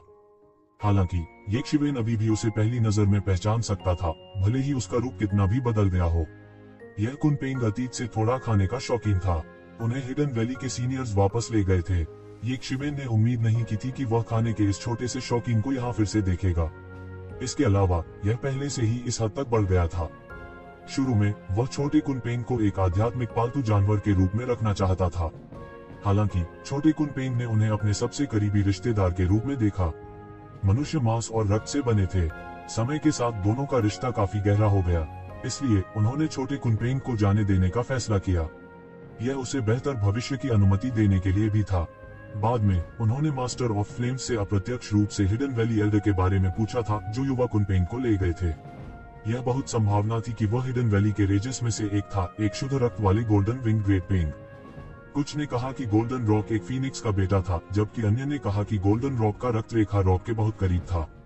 हालांकि चाहे कुछ भी हो, यह अभी भी एक पक्षी का खून था और स्वाभाविक रूप से उससे अधिक सिखाने के लिए उपयुक्त था। इसलिए ये जिवेन ने धीरे धीरे राहत महसूस की। जब वे दोबारा मिले तो सब कुछ वैसा ही था, लेकिन युवा रॉक मजबूत हो गया था। हालांकि वह नहीं जानता था कि वह हिडन वैली का प्रतिनिधि क्यों बन गया था। ये शिवेन के लिए स्वाभाविक रूप से शीर्ष 10 उम्मीदवारों में एक और व्यक्ति को अपने पक्ष में करना बेहद फायदेमंद था। दोनों पक्षों का आध्यात्मिक संबंध था। भले ही ये जिवेन पहचान से परे बदल गया था, फिर भी युवा रॉक ने ये जिवेन को तुरंत पहचान लिया। यह केवल इसलिए था क्योंकि एक शिवेन ने उसे टेलीपैथी के माध्यम से दिलासा दिया था कि वह उसे तुरंत पहचान नहीं पाया। ओह, ऐसा लगता है कि मैंने एक अच्छी जगह पर कब्जा कर लिया है। 9/9 सर्वोच्च मेरा जिक्र कर रहा है, हा हा हा। अचानक प्रकाश की एक गेंद में लिपटी जोर से हंसी का एक धमाका अखाड़े में फैल गया। एक युवक बड़े कदमों से अंदर चला गया। वह बहुत अहंकारी था। ये वुडी के अलावा और कौन हो सकता है? प्राचीन स्वर्गीय न्यायालय के स्वामी के रूप में उन्हें स्वाभाविक रूप से आने का अधिकार था। उसने घमंड से 9वां टोकन छीन लिया था और यहाँ तक खुद को 99 सुपरमेस भी कहा था। इससे घटनास्थल पर मौजूद कई लोग अवाक रह गए। ये जिवेन भी बेहद अवाक थी। कितने साल हो गए, वह बिल्कुल नहीं बदला है। ये वुडी, क्या तुम यहाँ परेशानी पैदा करने के लिए हो? मैं तुम्हें जाने नहीं दूंगा, फैंग जिहाओ ने आगे बढ़कर पूछा। ये वुडी पिछली बार ये जिवेन का समर्थन करने आए थे। उसने प्राचीन फीनिक्स क्षेत्र को सबके सामने नीचा दिखाने का कारण बना दिया था। प्राचीन फीनिक्स क्षेत्र के गौरव के रूप में वह स्वाभाविक रूप से बहुत दुखी था। यह सिर्फ इतना था कि वह पिछली बार यहाँ नहीं थे। इस बार वह इसे इतनी आसानी से जाने नहीं देंगे। परेशानी का कारण, ओह, मुझे देख लिया गया है, मैं यहाँ परेशानी पैदा करने के लिए हूँ। क्यों? अगर तुम कर सकते हो तो मुझे काटो, ये वुडी ने मुस्कुराते हुए कहा। सबसे बुरा आता है, हम यहाँ लड़ेंगे। उद्धरण चिन्ह। फैंग जिहाओ की अभिव्यक्ति भद्दा थी। वह ऐसे बेशर्म आदमी से पहले कभी नहीं मिले थे। ये वुडी के दिल में एक विशेषज्ञ की गरिमा शायद बकवास थी। अगर ये वुडी ऐसा कहते तो वे शायद यही कहते कि गरिमा कुछ भी नहीं है। जब तक वह अपने लक्ष्य को प्राप्त कर सकता था तब तक वह इस बात की परवाह नहीं करता था कि उसने किन तरीकों का इस्तेमाल किया। दूसरे लोगों ने भी ये वुडी को दिलचस्पी से देखा। ये जिवेन की तुलना में ये वुडी की प्रतिष्ठा बहुत अधिक थी। और कुछ नहीं कहना, केवल प्राचीन स्वर्गीय न्यायालय की बाग की खाल को धारण करके कौन उसे चेहरा न देने का साहस करेगा। पहले इसके बारे में कोई नहीं जानता था। हालांकि प्राचीन स्वर्गीय न्यायालय की बहाली के साथ कई प्राचीन दानव गुटों और संगठनों ने एक के बाद एक प्रतिक्रिया दी। इससे लोगों को पता चला कि प्राचीन स्वर्गीय दरबार लोगों को डराने के लिए केवल एक खाली खोल नहीं था। यह एक बड़ा बाग था जो वास्तव में लोगों को काट सकता था। हालांकि उन्होंने अभी भी इस समय आने का साहस किया। यह कई लोगों की उम्मीदों से परे था। क्या वह अनैतिक व्यक्ति प्राचीन स्वर्गीय न्यायालय का स्वामी है? ये वुडी, क्या घोटाला है?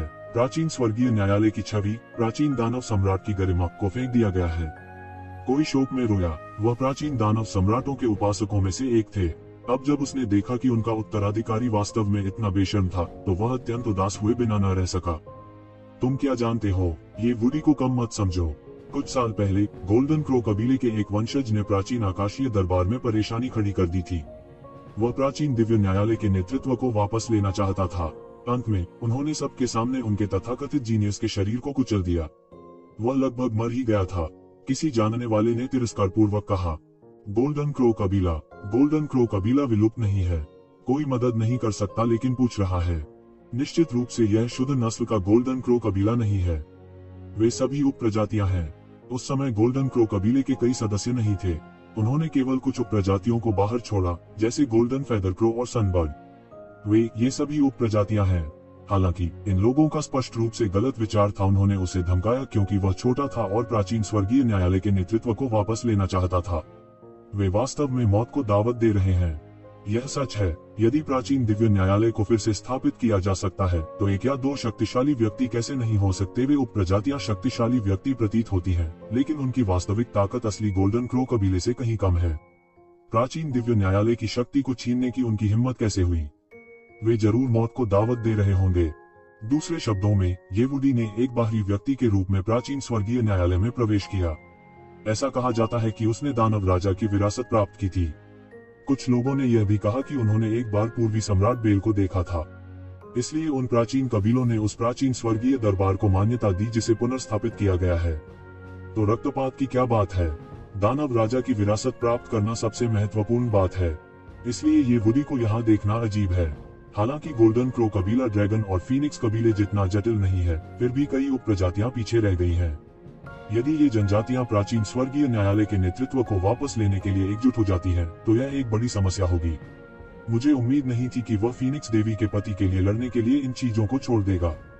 टस्क, यह वास्तव में अप्रत्याशित है। क्या तुम नहीं जानते, ये वुडी और ये जिवेन अच्छे भाई हैं। वह अपने लिए नहीं लड़ना चाहता। वो एक शिवेन के लिए सभी विरोधियों का सफाया करना चाहता है। किसी जानने वाले ने कहा, ये जिवेन भाग्यशाली है। दुर्भाग्य से वह काया है। वह वास्तव में दिखाई नहीं दिया। किसी ने पूरे तिरस्कार से कहा। हालांकि वे समझ सकते थे कि इस बार जो विशेषज्ञ आए थे वे बहुत भयानक थे, फिर भी वे ये जिवेन को अपने दिल की गहराई से देख रहे थे। फेंग जिहाओ ने अपने गुस्से को दबा दिया और कहा, ये वुडी, मुझे आशा है कि आप हस्तक्षेप नहीं करेंगे।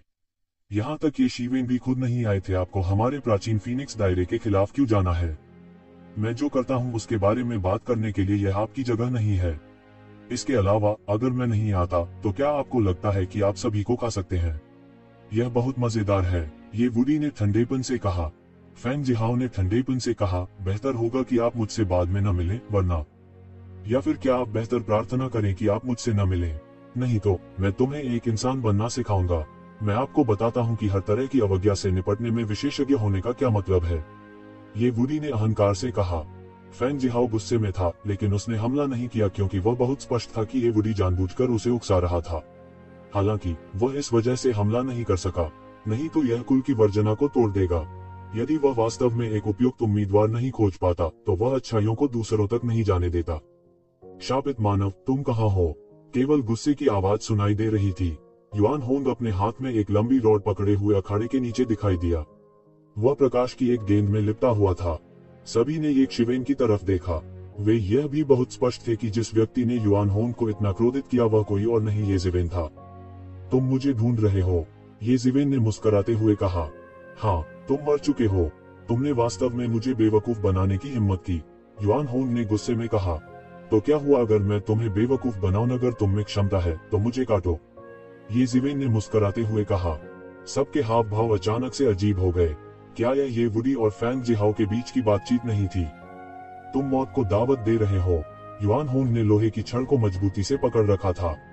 अंत में उसने हमला नहीं किया। वह इस बारे में बहुत स्पष्ट था कि वह कहाँ था। यदि उसने नियमों का पालन नहीं किया तो वह प्राचीन फीनिक्स क्षेत्र के लिए परेशानी का कारण बनेगा। यदि वह परेशानी पैदा करने आया तो प्राचीन फीनिक्स क्षेत्र उसे आसानी से जाने नहीं देगा। एक मिनट रुको, मैं तुम्हें थोड़ा थोड़ा करके कुचल दूंगा। बेहतर होगा कि आप प्रार्थना करें कि आप मुझसे बाद में न मिलें। नहीं तो मैं आपको एक व्यक्ति बनना सिखाऊंगा। क्या आप जानते हैं कि सभी प्रकार की अवज्ञा से निपटने में विशेषज्ञ होने का क्या मतलब है? मैं हूँ, ये जिवेन एक व्यंग्य के साथ कहा। इस बार बाकी लोग हंसे बिना नहीं रह सके। यह स्पष्ट रूप से ये वुडी के शब्दों का एक पायरेटेड संस्करण था। हालांकि वे नहीं जानते थे कि ये शब्द भी ये वुडी को ये जिवेन द्वारा दिए गए थे। वह मूल था। युआन होंग का रंग हरे और सफेद के बीच बदल गया। उनकी राय में ये लोग स्पष्ट रूप से उन पर हंस रहे थे। यह वास्तव में असहनीय था। ये वुडी ने भी ये जिवेन को शक की नजर से देखा। यह थोड़ा अजीब लगा। इन शब्दों का बड़ी कुशलता से प्रयोग किया गया है। ऐसा नहीं लगता था कि एक शिवेन ने अभी उन्हें सीखा है। युआन होंग के अलावा एक अन्य व्यक्ति का रंग भी बहुत बदसूरत था। यह फेंग जिहाओ था। ये वुडी के शब्दों से उसका दम घुट गया था और उसके पास कहने के लिए कुछ नहीं था। अब जब ये जिवेन ने फिर से इन शब्दों का उल्लेख किया था तो यह सबके सामने उसके मुंह पर एक तमाचा था। इसलिए उसने चुपके से एक शिवेन के खिलाफ द्वेष रखा। चूंकि शीर्ष 10 का चयन किया गया है तो चलिए शुरू करते हैं। यह दौड़ सेमीफाइनल है। चयन नियम इस प्रकार है। आप 3 विरोधियों को ड्रॉ करेंगे और अंतिम परिणाम निर्धारित किया जाएगा। तीनों का विजेता फाइनल में प्रवेश करेगा। इस समय फेंग नानचियन की आवाज आसमान में ऊंची दिखाई दी। क्या होगा यदि परिणाम समान है? डायमंड वुड ने अपना मुंह खोला और लगातार भिनभिनाते हुए पूछा। यदि परिणाम लगभग समान है तो जीतने के लिए उपयोग किए गए कुल समय की गणना की जाएगी। जो जीतेगा वह आगे बढ़ेगा, फेंग नानचियन ने कहा। सबने मन ही मन हिसाब लगाया। इसका मतलब यह था कि न केवल उन्हें तीनों युद्ध जीतने होंगे बल्कि उन्हें पर्याप्त समय का सदुपयोग भी करना होगा, अन्यथा यह सुरक्षित नहीं होता। अगर यह सिलसिलेवार लड़ाई होती तो ऐसी स्थिति नहीं आनी चाहिए। यदि यह एक क्रमिक लड़ाई होती तो अधिकतम 3 लड़ाइयों में केवल 2 लोग ही जीत सकते थे। तो यह इतना परेशानी भरा नहीं होगा। यदि कोई प्रश्न नहीं है तो पहला दौर आधिकारिक रूप से शुरू होगा। जैसे ही फेंग नानचियन ने आदेश दिया, प्रकाश की किरणें तुरंत अखाड़े पर उभरी। सभी को एक विशाल अखाड़े में ले जाया गया।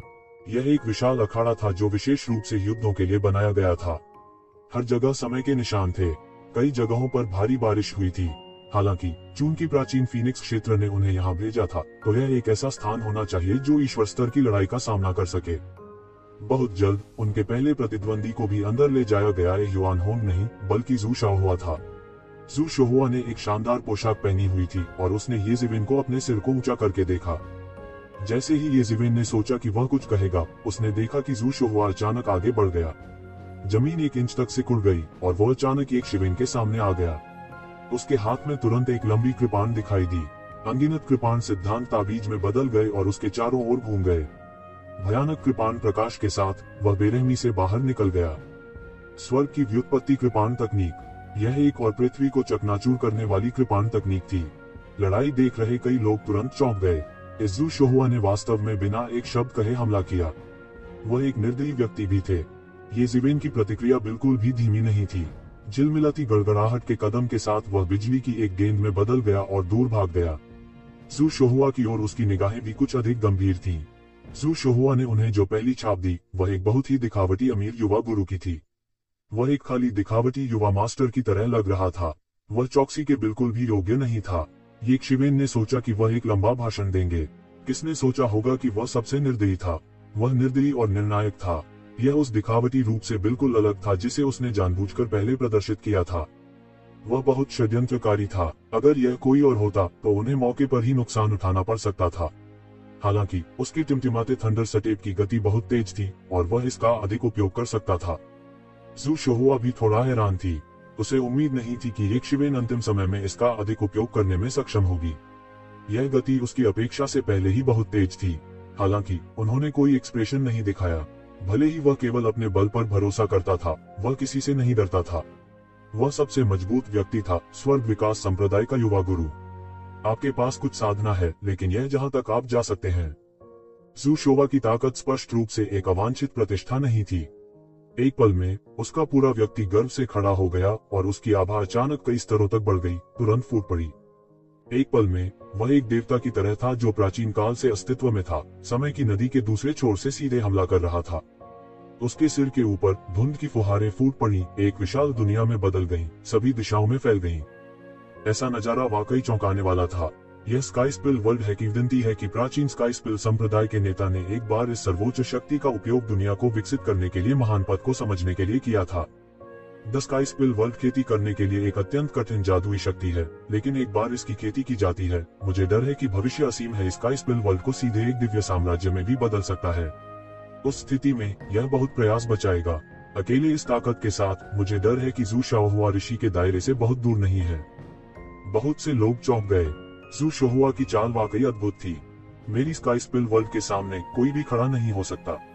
ज़ू शोहुआ ने गर्जना की और वास्तव में एक हमला किया।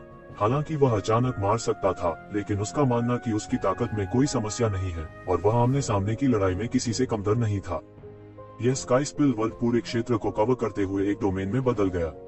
स्काई स्पिल वर्ल्ड में स्वर्ग और पृथ्वी के बीच सब कुछ लगातार विकसित हो रहा था और जीवन लगातार पैदा हो रहा था। जन्म लेने वाले हर जीवन के साथ ज़ू शोहुआ की ताकत लगातार बढ़ रही थी, मानो वह इन जीवन रूपों की शक्ति को अवशोषित कर रहा हो।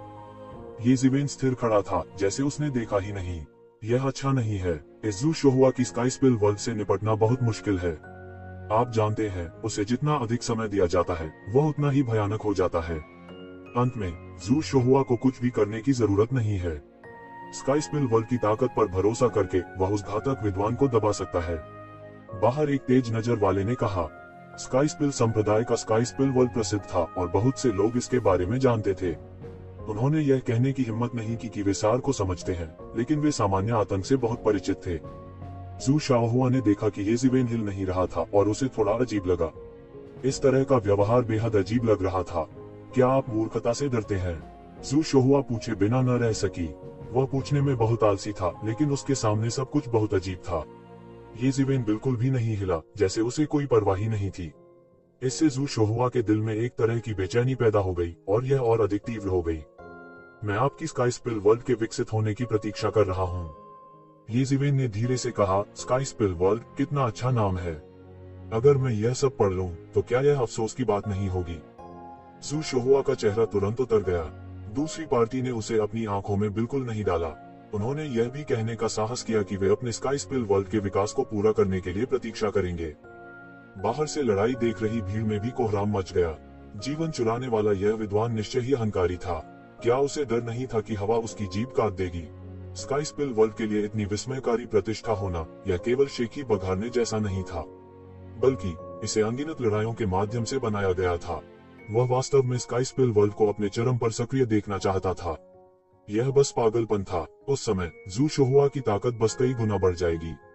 कठिनाई अकल्पनीय होगी। उसे किस पर भरोसा करना था? ये शिवेन ने भीड़ के आश्चर्य की परवाह नहीं की। इसके विपरीत उसने अपने दिल को शांत किया और स्काई स्पिल वर्ल्ड के विकास की प्रक्रिया को समझना शुरू किया। यह कहा गया था कि जब स्काई स्पिल वर्ल्ड अपने चरम पर विकसित हुआ तो यह वास्तव में एक दुनिया बना सकता था। यह नकली नहीं बल्कि असली दुनिया थी। यह सीधे तौर पर एक दैवीय साम्राज्य भी बना सकता है। क्या कमाल की तकनीक है। ये ज़िवेन को भी इस तकनीक में बहुत दिलचस्पी थी। यदि वह भी इसे विकसित कर सकता है तो उसके लिए भविष्य में एक दैवीय साम्राज्य को संघनित करना और साधु क्षेत्र में प्रवेश करना बहुत आसान होगा।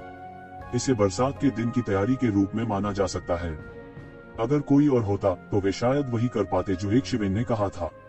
वे केवल स्काई स्पिल वर्ल्ड की भयावहता को देख पाएंगे। लेकिन ये ज़िवेन अलग थी। उन्होंने लगातार रहस्यमय अंतरिक्ष का संचालन किया और इस सर्वोच्च जादुई तकनीक का विश्लेषण किया। उन्होंने विश्लेषण के सभी विवरणों को याद किया और इसे अपने दिव्य शरीर में विकसित करना शुरू कर दिया। जू शाओहुआ ने शायद कभी सपने में भी नहीं सोचा था कि ये ज़िवेन वास्तव में ऐसा कर सकती है।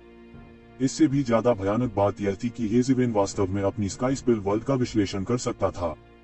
हालांकि वो एक शिवेन के शब्दों से उत्तेजित हो गया था। वह एक शिवेन को एक बड़ा सबक सिखाने के लिए भी दृढ़ था। मूल रूप से स्काई स्पिल वर्ल्ड को आधे रास्ते में विकसित किया जाना था, क्योंकि प्रतिद्वंद्वी आपको इसे पूरी तरह से विकसित करने का अवसर नहीं देगा जब तक कि आप पागल न हो। अब जब उनका सामना ऐसे मनोरोगी से हुआ था तो यह बिल्कुल सही था। वह सभी को स्काई स्पिल वर्ल्ड की भयावहता को देखने देगा और यह कितना भयानक था जब स्काई स्पिल वर्ल्ड अपने चरम पर विकसित हुआ। इस बात की चिंता नहीं थी कि दूसरे उसके तुरुप के पत्ते खोज पाएंगे या नहीं। पूरी ताकत के सामने सभी योजनाएं और चालें बेकार थीं। स्काई स्पिल वर्ल्ड का विकास तेजी से और तेज हो रहा था और ये ज़िवेन का विश्लेषण भी तेज और तेज हो रहा था। उनकी नजर में ऐसा लग रहा था कि एक दुनिया पैदा हो रही है और नष्ट हो रही है। जब उसने अपनी आंखें खोली तो दुनिया मौजूद थी। जब उसने अपनी आंखें बंद की तो दुनिया तबाह हो गई। यह एक अत्यंत भयानक क्षेत्र था और एक अत्यंत भयानक जादुई तकनीक भी। उनके दिव्य शरीर में यह लगातार विकसित हो रहा था और लगातार बाहर निकल रहा था। अंत में स्काई स्पिल वर्ल्ड अपने चरम पर विकसित हो गया था। ये ज़िवेन पर स्वयं अपने चरम पर पहुंच गया था। इस दुनिया में जो एक वास्तविक दुनिया की तरह थी, ये ज़िवेन ने स्पष्ट रूप से विश्व शक्ति के विकर्षण को महसूस किया। यह एक अवर्णनीय अनुभूति थी। यह अस्वीकृति की भावना थी। यह बहुत असहज और अकथनीय दबाव था। यह किसी भी डोमेन से कहीं अधिक भयानक था जिसे एक शिवेन ने पहले कभी महसूस नहीं किया था। यही कारण भी था कि स्काई स्पिल वर्ल्ड को अनगिनत लोग जानते थे। यह बेहद भयानक था। ठीक है, अगला मरने की तुम्हारी बारी है। जू शाओहुआ के चेहरे पर थोड़ी हंसी दिखाई दे रही थी। उनकी अभिव्यक्ति थोड़ी उग्र थी। उसे इसकी परवाह नहीं थी। ये ज़िवेन मार्शल संप्रदाय से प्रतीत होते थे और उनकी पृष्ठभूमि छोटी नहीं थी। उसके पास केवल एक भावना थी और वह यह थी कि वह चाहता था कि एक शिवेन बिना किसी दफन स्थान के मर जाए। एक शिवेन ने वास्तव में उसे इस तरह नीचे देखने की हिम्मत की। हुआलाला, हवा से टूटने की तेज आवाज हुई। हवा के बीच में स्वर्ग और पृथ्वी की शक्ति सीधे एक श्रृंखला में प्रकट हुई जिसने ये ज़िवेन को पकड़ लिया। एक पल में दुनिया उल्टी हो गई और पहाड़ों और नदियों ने रंग बदल दिया। क्या यह सब तुम्हारे पास है? मैं वास्तव में निराश हूँ। इस समय ये ज़िवेन आखिरकार चले गए। उसके शरीर ने तुरंत गड़गड़ाहट की अनगिनत शक्ति को उगल दिया। वज्रपात की ये शक्ति मध्य हवा में थंडर ड्रैगन में बदल गई। वज्र कवच की तरह उसके शरीर के चारों ओर लिपट गई। जब ये जंजीरें ये ज़िवेन के दिव्य शरीर के पास पहुंची तो कुछ थंडर ड्रैगन ने अपना मुंह खोला और उन्हें निगल लिया। वे ये शिवेन के साथ कुछ भी नहीं कर सकते थे। थंडर तकनीक ने स्वर्ग और पृथ्वी की शक्ति का विरोध किया। यह एक धरती को चकनाचूर कर देने वाली टक्कर थी। बाहर के बहुत से लोग इस दृश्य को देखकर ठंडी हवा की सांस लेने से खुद को रोक नहीं सके। स्काई स्पिल वर्ल्ड कितना भयानक था इसका उल्लेख करने की आवश्यकता नहीं थी। यह ऐसा था जैसे यह स्क्रीन से गुजर सकता है और उनके शरीर को कुचल सकता है। लेकिन फिर भी ये शिवेन के खिलाफ बेकार था। ये शिवेन की गड़गड़ाहट तकनीक द्वारा इसे पूरी तरह से निगल लिया गया था। यह उस स्थिति से पूरी तरह से अतुलनीय था जहां उन्होंने कल्पना की थी कि वे सिर्फ दुनिया की ताकत से ये शिवेन को दबा सकते हैं। उनके विचार बहुत सरल थे। केवल इस स्तर पर मेरे लिए इसे तोड़ना बहुत आसान है। ये वास्तव में एक बहुत शक्तिशाली तकनीक है, लेकिन आप अभी भी इससे दूर हैं। ये ज़िवेन ने उपहास किया और कहा। वज्र की शक्ति अचानक उसके शरीर से बाहर निकल गई और तुरंत गड़गड़ाहट और बिजली के समुद्र में बदल गई। पूरा अखाड़ा ढका हुआ था गरज और बिजली के इस समुद्र में। गड़गड़ाहट और बिजली के इस समुद्र में अनगिनत गड़गड़ाहट वाले ड्रैगन लगातार ऊपर नीचे हो रहे थे। वे स्वतंत्र रूप से तैर रहे थे। अगर जू शाओहुआ अभी एक दुनिया विकसित कर रहा था, एक समृद्ध दुनिया विकसित कर रहा था, तो ये ज़िविन दुनिया को पूरी तरह से नष्ट कर रही थी। इस समय वह इस गंदी दुनिया को नष्ट करने के लिए अंतहीन गड़गड़ाहट और बिजली लेकर विनाश के एक पौराणिक देवता की तरह दुनिया में खड़ा था। इस समय यह ऐसा था मानो प्राचीन काल का मनोबल लौट आया हो। एक तरफ दुनिया बना रहा था और दूसरी तरफ दुनिया को खत्म कर रहा था। ये दो पूरी तरह से अलग प्रणालियां थी और उनके लिए कोई संगतता समस्या होना असंभव था। जू शाओहुआ ने देखा कि उनकी स्काई स्पिल वर्ल्ड दूसरी पार्टी के लिए कुछ भी करने में सक्षम नहीं लग रही थी। ऐसा लगता था कि दूसरे पक्ष ने बार बार उसकी दुनिया की खामियां निकाली थीं। कदम दर कदम हर कदम कमजोर बिंदुओं पर लक्षित था, लेकिन केवल वह जानता था कि यद्यपि वह स्काई स्पिल वर्ल्ड को विकसित कर सकता था, यह पूर्ण नहीं था। उसके पास उस तरह का भयानक कौशल नहीं था, लेकिन दूसरे कैसे जान सकते थे उसकी दुनिया की कमियों को खोजने की तो बात ही छोड़ दें। यहाँ तक स्काई स्पिल चर्च के लोग भी जिन्होंने स्काई स्पिल वर्ल्ड की खेती की थी, वे एक नजर में खामियों को नहीं देख पाए। उनके जैसा बाहरी व्यक्ति इसे कैसे देख सकता है? हालांकि वह नहीं जानता था कि एक शिवेन ने अभी अभी अपनी स्काई स्पिल वर्ल्ड का अनुमान लगाया था। जब तक वह चाहता था, वह एक पल में स्काई स्पिल वर्ल्ड विकसित कर सकता था। इसलिए ये ज़िविन स्काई स्पिल वर्ल्ड के विभिन्न रहस्यों को लंबे समय से समझ चुकी थी। वह जू शाओहुआ से भी स्पष्ट था।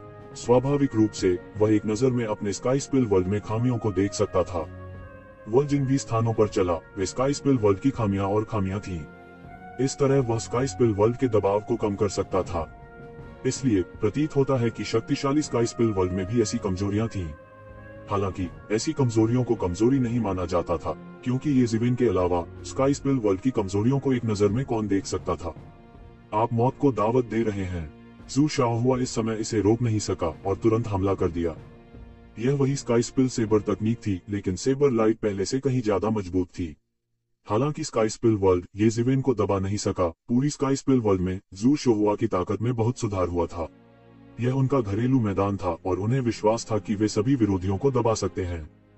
आज आपने जो सबसे बड़ी गलती की, वह मुझे स्काई स्पिल वर्ल्ड को पूरी तरह से विकसित करने की अनुमति देना था। आपको चुकाने के लिए मैं आज आपको नहीं मारूंगा, मैं केवल आपके मार्शल आर्ट को अपंग कर दूंगा। हा हा हा, जू शाओहुआ ने नियंत्रित तरीके से कहा।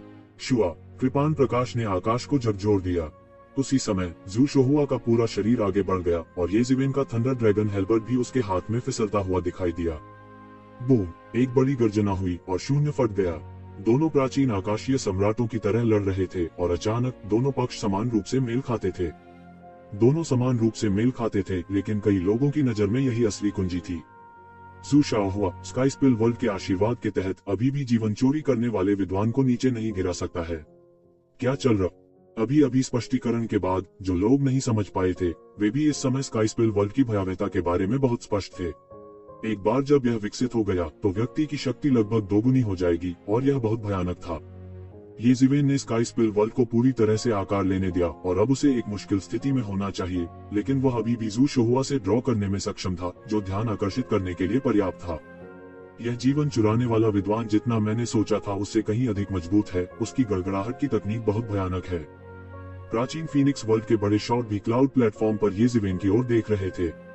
वे जू शाओहुआ के बारे में अधिक आशावादी थे। आखिरकार इनमें से कोई भी व्यक्ति विशेषज्ञ नहीं था, तो वे कैसे नहीं देख सकते थे कि कौन मजबूत था और कौन कमजोर। एक पक्ष अनंत क्षेत्र के शिखर पर था और दूसरा केवल शाश्वत क्षेत्र के मध्य चरण पर था। दोनों पक्षों के बीच ताकत का अंतर बहुत अधिक था। ये ज़िविन की शुरुआत में टोकन प्राप्त करने की विधि भी एक चाल थी, कमोबेश एक चुपके से हमला, इसलिए कई लोगों के अवचेतन में ये ज़िविन योग्य नहीं थे। एक निष्पक्ष लड़ाई में उसे जू शाओहुआ का प्रतिद्वंद्वी नहीं होना चाहिए, लेकिन अब उसने उन्हें पूरी तरह से अप्रत्याशित एहसास दिया। जू शाओहुआ ये ज़िविन को एक झटके में नीचे गिराने में विफल रहा और उसके चेहरे पर थोड़ा गुस्सा दिखाई दिया। यह वास्तव में शर्म की बात थी कि वह शाश्वत लोक के बीच के चरण को एक ही झटके में नीचे नहीं गिरा सका। यह बेकार है। स्काई स्पिल वर्ल्ड में चाहे आप कुछ भी कर लें, आप बेड़ियों से छुटकारा नहीं पा सकते। हेनरी चोट के कारण तुम निश्चित रूप से पराजित हो जाओगे। जू शाओहुआ ने गरजते हुए और अपनी लंबी कृपाण को फिर से उठाया, इसे कृपाण प्रकाश से भरे आकाश में बदल दिया। वे उसके द्वारा कई वर्षों तक शुद्ध किए गए थे। अब उन्होंने एक शिवेन के शरीर को पूरी तरह कुचल दिया। ये ज़िविन को पता था कि जू शाओहुआ की ताकत बहुत मजबूत थी और पौराणिक ऋषि के दायरे के असीम रूप से करीब थी। यह कहना पड़ा कि वह पहले ही शिखर पर पहुंच चुका था। यहाँ तक अनंत क्षेत्र के शिखर पर भी यह मिटा देने के लिए काफी था। वास्तव में ऐसे बहुत से लोग नहीं थे जो उनके विरोधी हो सकते थे। यदि वह 100 साल पहले लड़ता तो वह निश्चित रूप से जू शोहुआ का विरोधी नहीं होता, लेकिन अब यह अलग था। सब कुछ अलग था। उसने वर्तमान ये शिवेन का सामना किया था। दशकों की खेती के बाद उनकी गड़गड़ाहट की तकनीक पृथ्वी को तोड़ देने वाले स्तर तक पहुंच गई थी।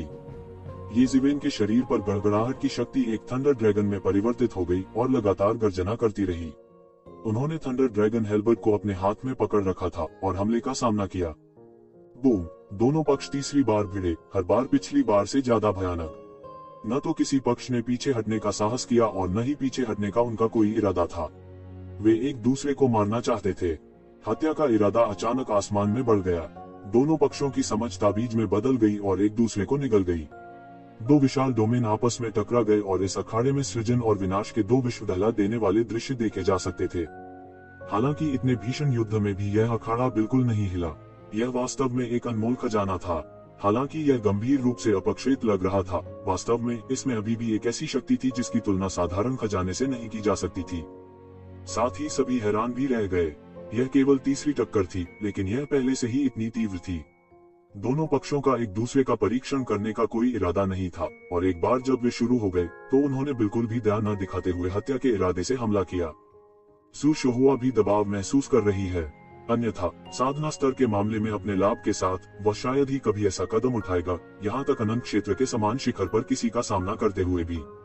वह वास्तव में सब बाहर चला गया। यह जीवन चुराने वाला विद्वान वास्तव में असाधारण है। यह जीवन चुराने वाला विद्वान मार्शल संप्रदाय से है। मुझे नहीं पता कि वह किस शाखा से है, लेकिन यह आश्चर्य की बात नहीं है कि मार्शल संप्रदाय से कुछ संकी हैं। किसी के समझाने के बाद वास्तव में सभी ने पाया कि इसके बारे में सोचने से उन्हें बहुत अच्छा महसूस हुआ। हाँ, यह नहीं था आश्चर्य की बात है कि मार्शल संप्रदाय के राक्षस थे। क्या आपने जी रेनवांग को नहीं देखा? वह बस चरम सीमा तक डरावना था। वह सिर्फ एक क्लोन था, लेकिन यह 10 स्वर्ग और 8 पृथ्वी को दबाने के लिए काफी था। दोनों पक्ष सामान्य लोग नहीं हैं। यह एक अद्भुत लड़ाई है। किसी ने कहा, एक ही समय में 5 युद्ध हुए। इन 10 लोगों में से कोई भी जहां भी प्रकट होता अनगिनत लोगों का ध्यान आकर्षित करता। अब जब वे एक ही समय में लड़ रहे थे, भले ही उनकी आदिम आत्माओं को देखने के लिए विभाजित किया गया था, अभी भी चक्कर आ रहा था। उनका युद्ध बहुत भयानक था और उनकी गति बहुत तेज थी। यहाँ तक अगर केवल थोड़ा सा विराम होता तो सबसे रोमांचक हिस्सा छोड़ दिया जाता। ऐसी लड़ाई में ये जीवेन की ठंडी और निष्ठुर आवाज निकली। मैंने आपका स्काई स्पिल वर्ल्ड देखने में पहले ही बहुत समय बर्बाद कर दिया है। अब मेरे पास तुम्हारे साथ बर्बाद करने का समय नहीं है, तो मैं तुम्हें हरा दूंगा। ये शिवेन के शब्दों ने अचानक हंगामा खड़ा कर दिया। उसने वास्तव में सोचा था कि वह अभी समय बर्बाद कर रहा था, और उसने जू शोहुआ को स्काई स्पिल वर्ल्ड विकसित करने क्यों दिया? आखिरकार इस बार की 3 लड़ाइयां केवल पूर्ण विजय प्राप्त करने के बारे में नहीं थी, यह समय पर भी निर्भर करती थी। इसलिए इसने सभी को अपने विरोधियों को हराने के लिए अपनी पूरी ताकत का इस्तेमाल करने के लिए मजबूर किया, और उन्होंने किसी भी ट्रम्प कार्ड को वापस लेने की हिम्मत नहीं की। यदि वे अपने विरोधियों से धीमे होते तो वास्तव में पछतावे के लिए बहुत देर हो चुकी होती। हर किसी को अब यह महसूस हो रहा था कि अगर उसने अभी स्काई स्पिल वर्ल्ड विकसित नहीं किया होता तो जू शोहुआ से निपटना निस्संदेह बहुत आसान हो जाता। वह क्या कर रहा था? क्या वह अपने आप में बहुत आश्वस्त था, या वह वास्तव में अपने दिमाग से बाहर था? जू शोहुआ को केवल यही लगा कि उसका चेहरा बदसूरत था। ये जीवेन के शब्द स्पष्ट रूप से उसकी आंखों में नहीं उतरे। इसके अलावा स्काई स्पिल वर्ल्ड के आशीर्वाद से उसके पास ये जीवेन को हराने का कोई रास्ता नहीं था। यह सचमुच बड़ी शर्म की बात थी। तो चलो, मुझे देखने दो। जू शोहुआ गुस्से में था। उसके पैर तेजी से आगे बढ़े और उसके हाथ में इकट्ठी कृपाण और भी तेज हो गई। एक प्रकार की सर्वोच्च कृपाण मंशा को निर्देशित किया जा रहा था। वो ये शिवेन को भी कम समय में हराना चाहते थे, न केवल प्रतिद्वंद्वी को हराने के लिए, बल्कि कम से कम समय में भी। ये जीवेन का शरीर अचानक गड़गड़ाहट और बिजली की गड़गड़ाहट के साथ फट पड़ा। वह अचानक गड़गड़ाहट और बिजली के समुद्र से बाहर निकल आया। उसके पीछे गड़गड़ाहट और बिजली चमकने से भी पंखों का एक जोड़ा बन गया। अचानक उसका पूरा शरीर नीचे गिर गया। ऐसा लगता है कि उसके हाथ में गड़गड़ाहट ड्रैगन परशु जू शोहुआ की ओर भागते हुए एक वास्तविक थंडर ड्रैगन में बदल गया था। इस नजारे को देख सभी की सांसें थम गईं। यह हमला कितना भयानक था, यह सभी जानते हैं। दोनों पक्ष शायद अब और इंतजार नहीं कर सकते थे। उन्हें एक दूसरे को हराना था, चाहे कुछ भी हो। बूम! टक्कर की भयानक आवाज हुई। गड़गड़ाहट की शक्ति और कृपाण प्रकाश आकाश में गिर गया। एक भयानक तूफान बना जिसने सभी जांच को अवरुद्ध कर दिया। अंदर क्या हो रहा था यह कोई नहीं देख पा रहा था। तब उन्होंने केवल एक दबी हुई आवाज सुनी और एक आकृति तूफान से उड़ गई। सभी ने देखा, और यह कोई और नहीं बल्कि जू शोहुआ था। यह वह कैसे हो सकता है? हर कोई चिल्लाया। हालांकि उन्होंने पहले से ही खुद को तैयार कर लिया था, लेकिन जब उन्होंने यह दृश्य देखा तब भी हर कोई पूरी तरह से हैरान रह गया। येज़िवेन ने वास्तव में ज़ू शोहुआ को एक ही झटके में उड़ा दिया था, पूरी तरह से ऊपरी हाथ पर कब्जा कर लिया था। कुछ तेज आंखों वाले लोगों ने देखा कि येज़िवेन का वज्रपत अवतार उसके शरीर में एकीकृत हो गया था, जिससे उसकी शक्ति तुरंत फट गई। उन्होंने वज्रपत अवतार को एकीकृत किया। कोई आश्चर्य नहीं कि वह इतना भयानक है। सभी को अचानक एहसास हुआ कि एक शिवेन की गड़गड़ाहट की तकनीक कितनी अत्याचारी थी। यह कहना असंभव था कि वे वज्रपत अवतार को संघनित नहीं कर सकते थे। यह सिर्फ इतना था कि उन्होंने उससे यह उम्मीद नहीं की थी कि वह इतने कम समय में इसे सफलतापूर्वक एकीकृत कर पाएगा और इस तरह की अद्भुत युद्ध शक्ति का विस्फोट करेगा। चाहे वह येज़िवेन हो या ज़ू शाओहुआ, ऐसा लगता था कि वे उस सीमा तक पहुंच गए थे जहां तक यह स्तर पहुंच सकता था। ताकत में अंतर घातक नहीं था, कुंजी यह देखने के विभिन्न साधन थे कि कौन अधिक शक्तिशाली था। घातक विद्वान। ज़ू शोहुआ गुस्से से दहाड़ा। उन्हें इतना बड़ा नुकसान कभी नहीं हुआ था। यह बड़ी शर्म और अपमान की बात थी। एक ही वार से वह चकनाचूर हो गया। ऐसा उसने हमेशा दूसरों के साथ किया था। उसके साथ ऐसा अब तक कोई नहीं कर पाया था। उसके हाथ में कृपाण का प्रकाश और भी अधिक प्रज्वलित और भयानक था। यह एक रहस्यमय रून के साथ उकेरा गया था, जो एक प्रकार की पृथ्वी को चकनाचूर करने वाली शक्ति का उत्सर्जन करता था।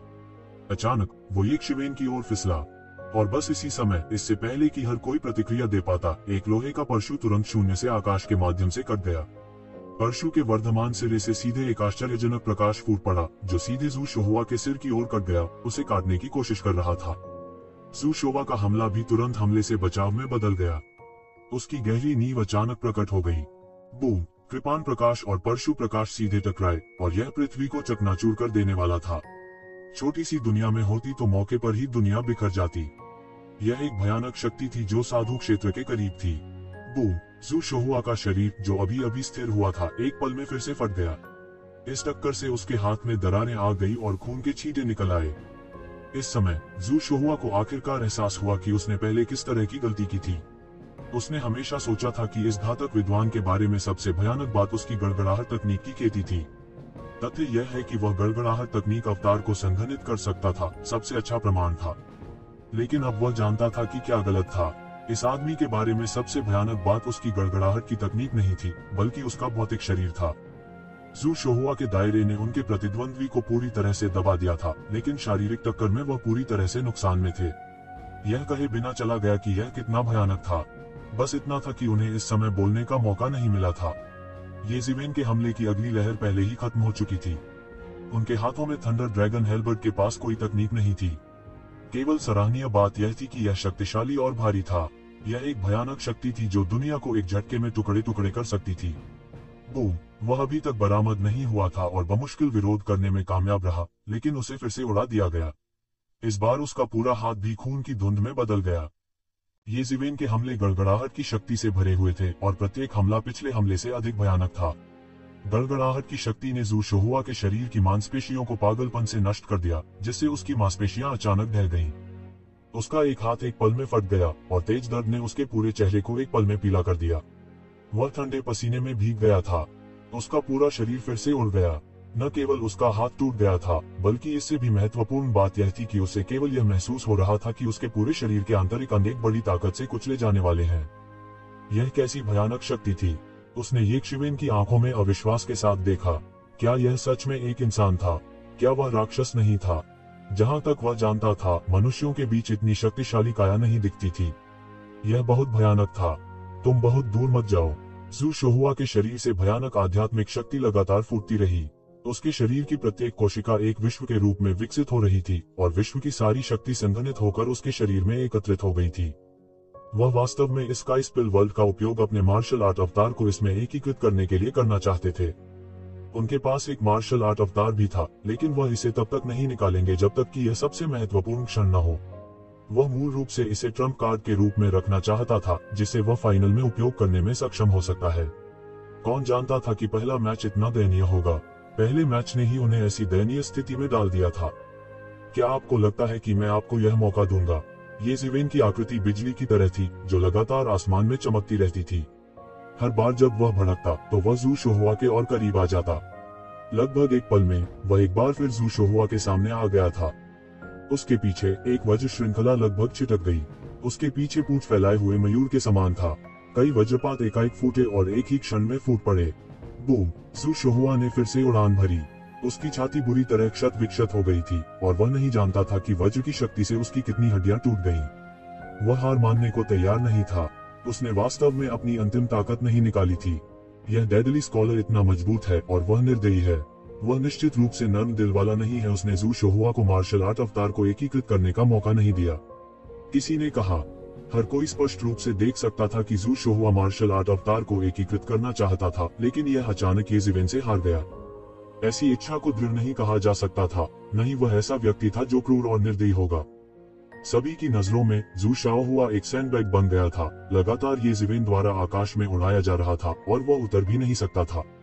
यह बस डरावना था। येज़िवेन के पास एक कदम आगे होने का फायदा था और उसने अपनी गति का उपयोग इस लाभ को पूर्ण लाभ में बदलने के लिए किया। लगातार ज़ू शुहुआ को सैंडबैग के रूप में इस्तेमाल करते हुए उसे बीच हवा में लटका दिया। क्या तुम बहुत घमंडी नहीं हो? क्या तुम मेरी मार्शल आर्ट को अपंग नहीं करना चाहते थे? तो मुझे देखने दो। मैदान से येज़िवेन की अहंकारी आवाज गूंज उठी। उसकी आवाज कुछ सुकून भरी और सहज थी। जाहिर है, स्थिति पूरी तरह से उनके नियंत्रण में थी।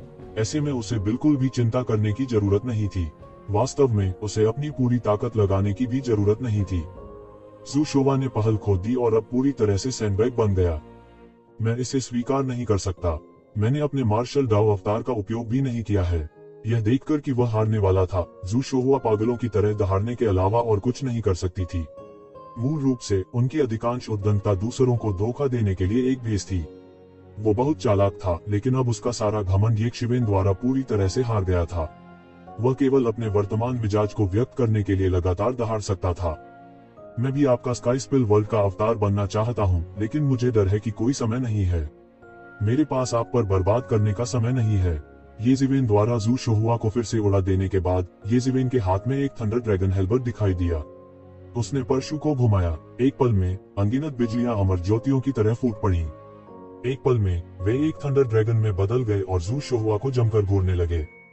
बूम! ज़ू शुहुआ का शरीर एक जोरदार धमाके के साथ बेरहमी से अखाड़े में पटक दिया।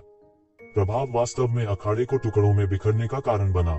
यह ज्ञात होना चाहिए कि इस क्षेत्र को प्राचीन फीनिक्स क्षेत्र के वरिष्ठों द्वारा लगातार सुदृढ़ किया गया था। तीव्र लड़ाई ने अभी अखाड़े को कोई नुकसान नहीं पहुंचाया है, लेकिन अब अखाड़ा वास्तव में एक ही वार से टुकड़े टुकड़े हो गया था। इसे देखकर ही सभी को दांत दर्द महसूस हुआ। यदि वह उनके शरीर पर गिरता तो शायद उन्हें इतना दर्द होता कि वे मर जाना चाहते थे। हालांकि इस समय हर कोई ज़ू शुहुआ पर ध्यान नहीं दे रहा था। उसका शरीर पहले ही खून से लथपथ हो चुका था और काफी खून बह रहा था। येज़िवेन के थंडर ड्रैगन हेल्बर्ट ने उसे मजबूती से जमीन पर पटक दिया और वह स्वयं एक प्राचीन महान सम्राट की तरह मध्य हवा में खड़ा था। सबकी दृष्टि में वह अत्यंत भयानक था। इस व्यक्ति की थंडर डाउ साधना एक अविश्वसनीय स्तर पर पहुंच गई है। कम से कम शाश्वत क्षेत्र में किसी ऐसे व्यक्ति को ढूंढना लगभग मुश्किल है जो उसके साथ कंधे से कंधा मिलाकर खड़ा हो सके। उससे आगे निकलने की तो बात ही छोड़ दें। द डेडली स्कॉलर, अब से उसका नाम भी प्रमुख ताकतों की सूची में एक नाम बन जाएगा। मुझे उम्मीद नहीं थी कि ज़ू शुहुआ जैसी अद्वितीय हस्ती वास्तव में हार जाएगी। इसके अलावा वह इस तरह के लगभग अज्ञात व्यक्ति से हार गई थी। येज़िवेन ने कदम दर कदम शून्य पर कदम रखा और नीचे चली गईं। फिर वह ज़ू शुहुआ की तरफ गया और थंडर ड्रैगन हेल्बर्ट को बाहर निकाला। आकाश से प्रकाश का एक पिंड उतरा और ज़ू शुहुआ को दूर भेज दिया गया। इसमें कोई शक नहीं था कि येज़िवेन ने यह मैच जीत लिया था। ज़ू शुहुआ के लिए वह अपनी चोटों को ठीक करने के लिए साइड में गया। एक शाश्वत दायरे के विशेषज्ञ के लिए जब तक कि वह वास्तव में अपने प्रतिद्वंद्वी को नहीं मारता तब भी वह ठीक हो सकता था। बेशक उसकी जीवत्ता निश्चित रूप से क्षतिग्रस्त हो जाएगी। उसके बाद उसे निश्चित रूप से बहुत सारे स्वर्गीय खजानों को फिर से भरने की आवश्यकता होगी। ये कोई समस्या नहीं थी जिसके बारे में येज़िवेन को चिंता करने की जरूरत थी। यह पहले से ही बहुत अच्छा था कि उसने अपने प्रतिद्वंद्वी को नहीं मारा। उसने देखा वह अपने प्रतिद्वंद्वी को हराने वाले तीसरे व्यक्ति थे। उन्हें न तो अंतिम माना गया और न ही वे सबसे तेज थे। पहले व्यक्ति जी रेनवांग थे। उसने अभी भी महसूस किया कि यह व्यक्ति अथाह था।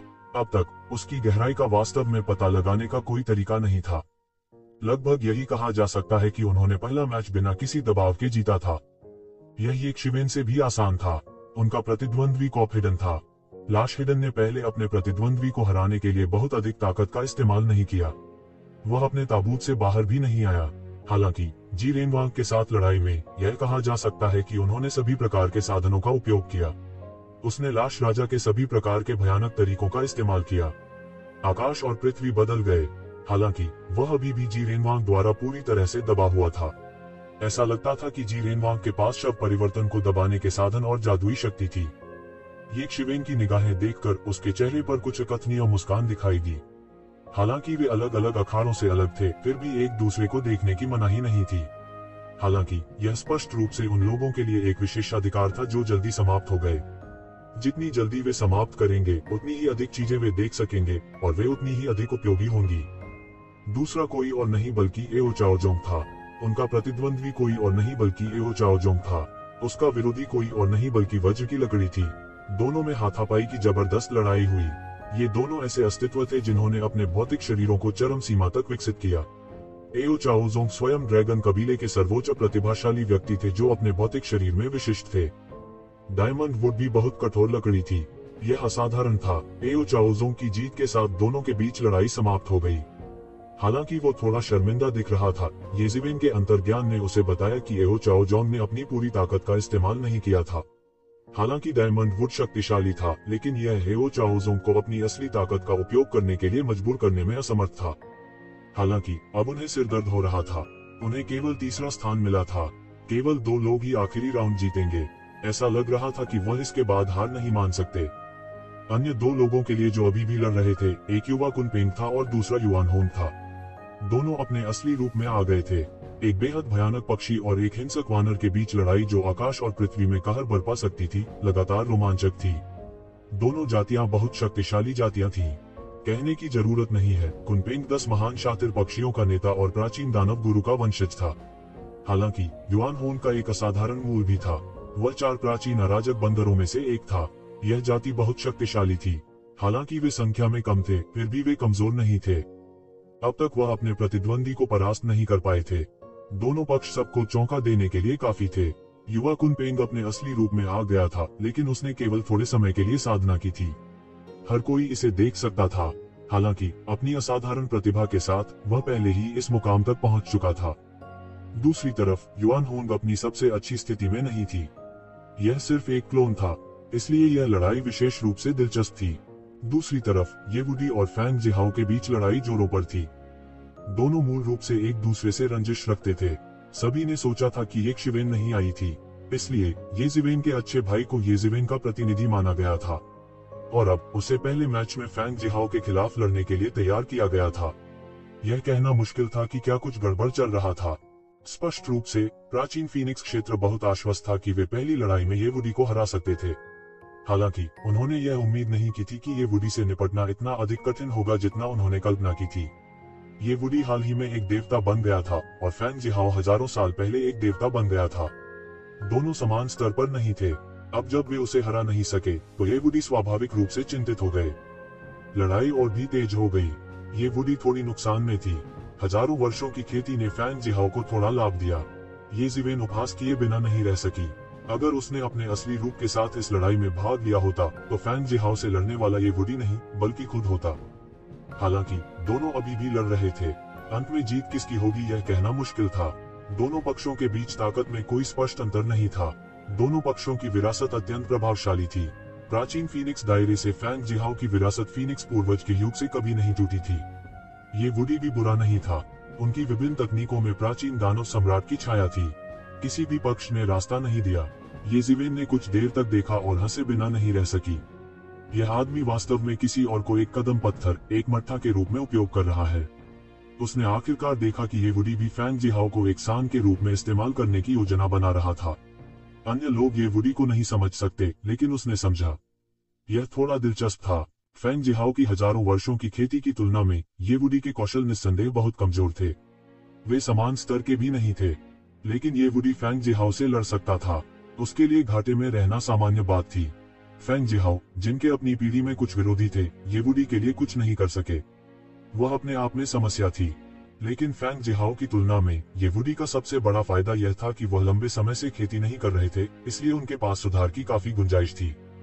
थोड़े ही समय में यह देखा जा सकता था कि फैंग जिहाओ ने ज्यादा प्रगति नहीं की थी, लेकिन ये वुडी लगातार मजबूत हो रहा था। उसकी ताकत भी धीरे धीरे बढ़ रही थी। यह उलटफेर की गति थी।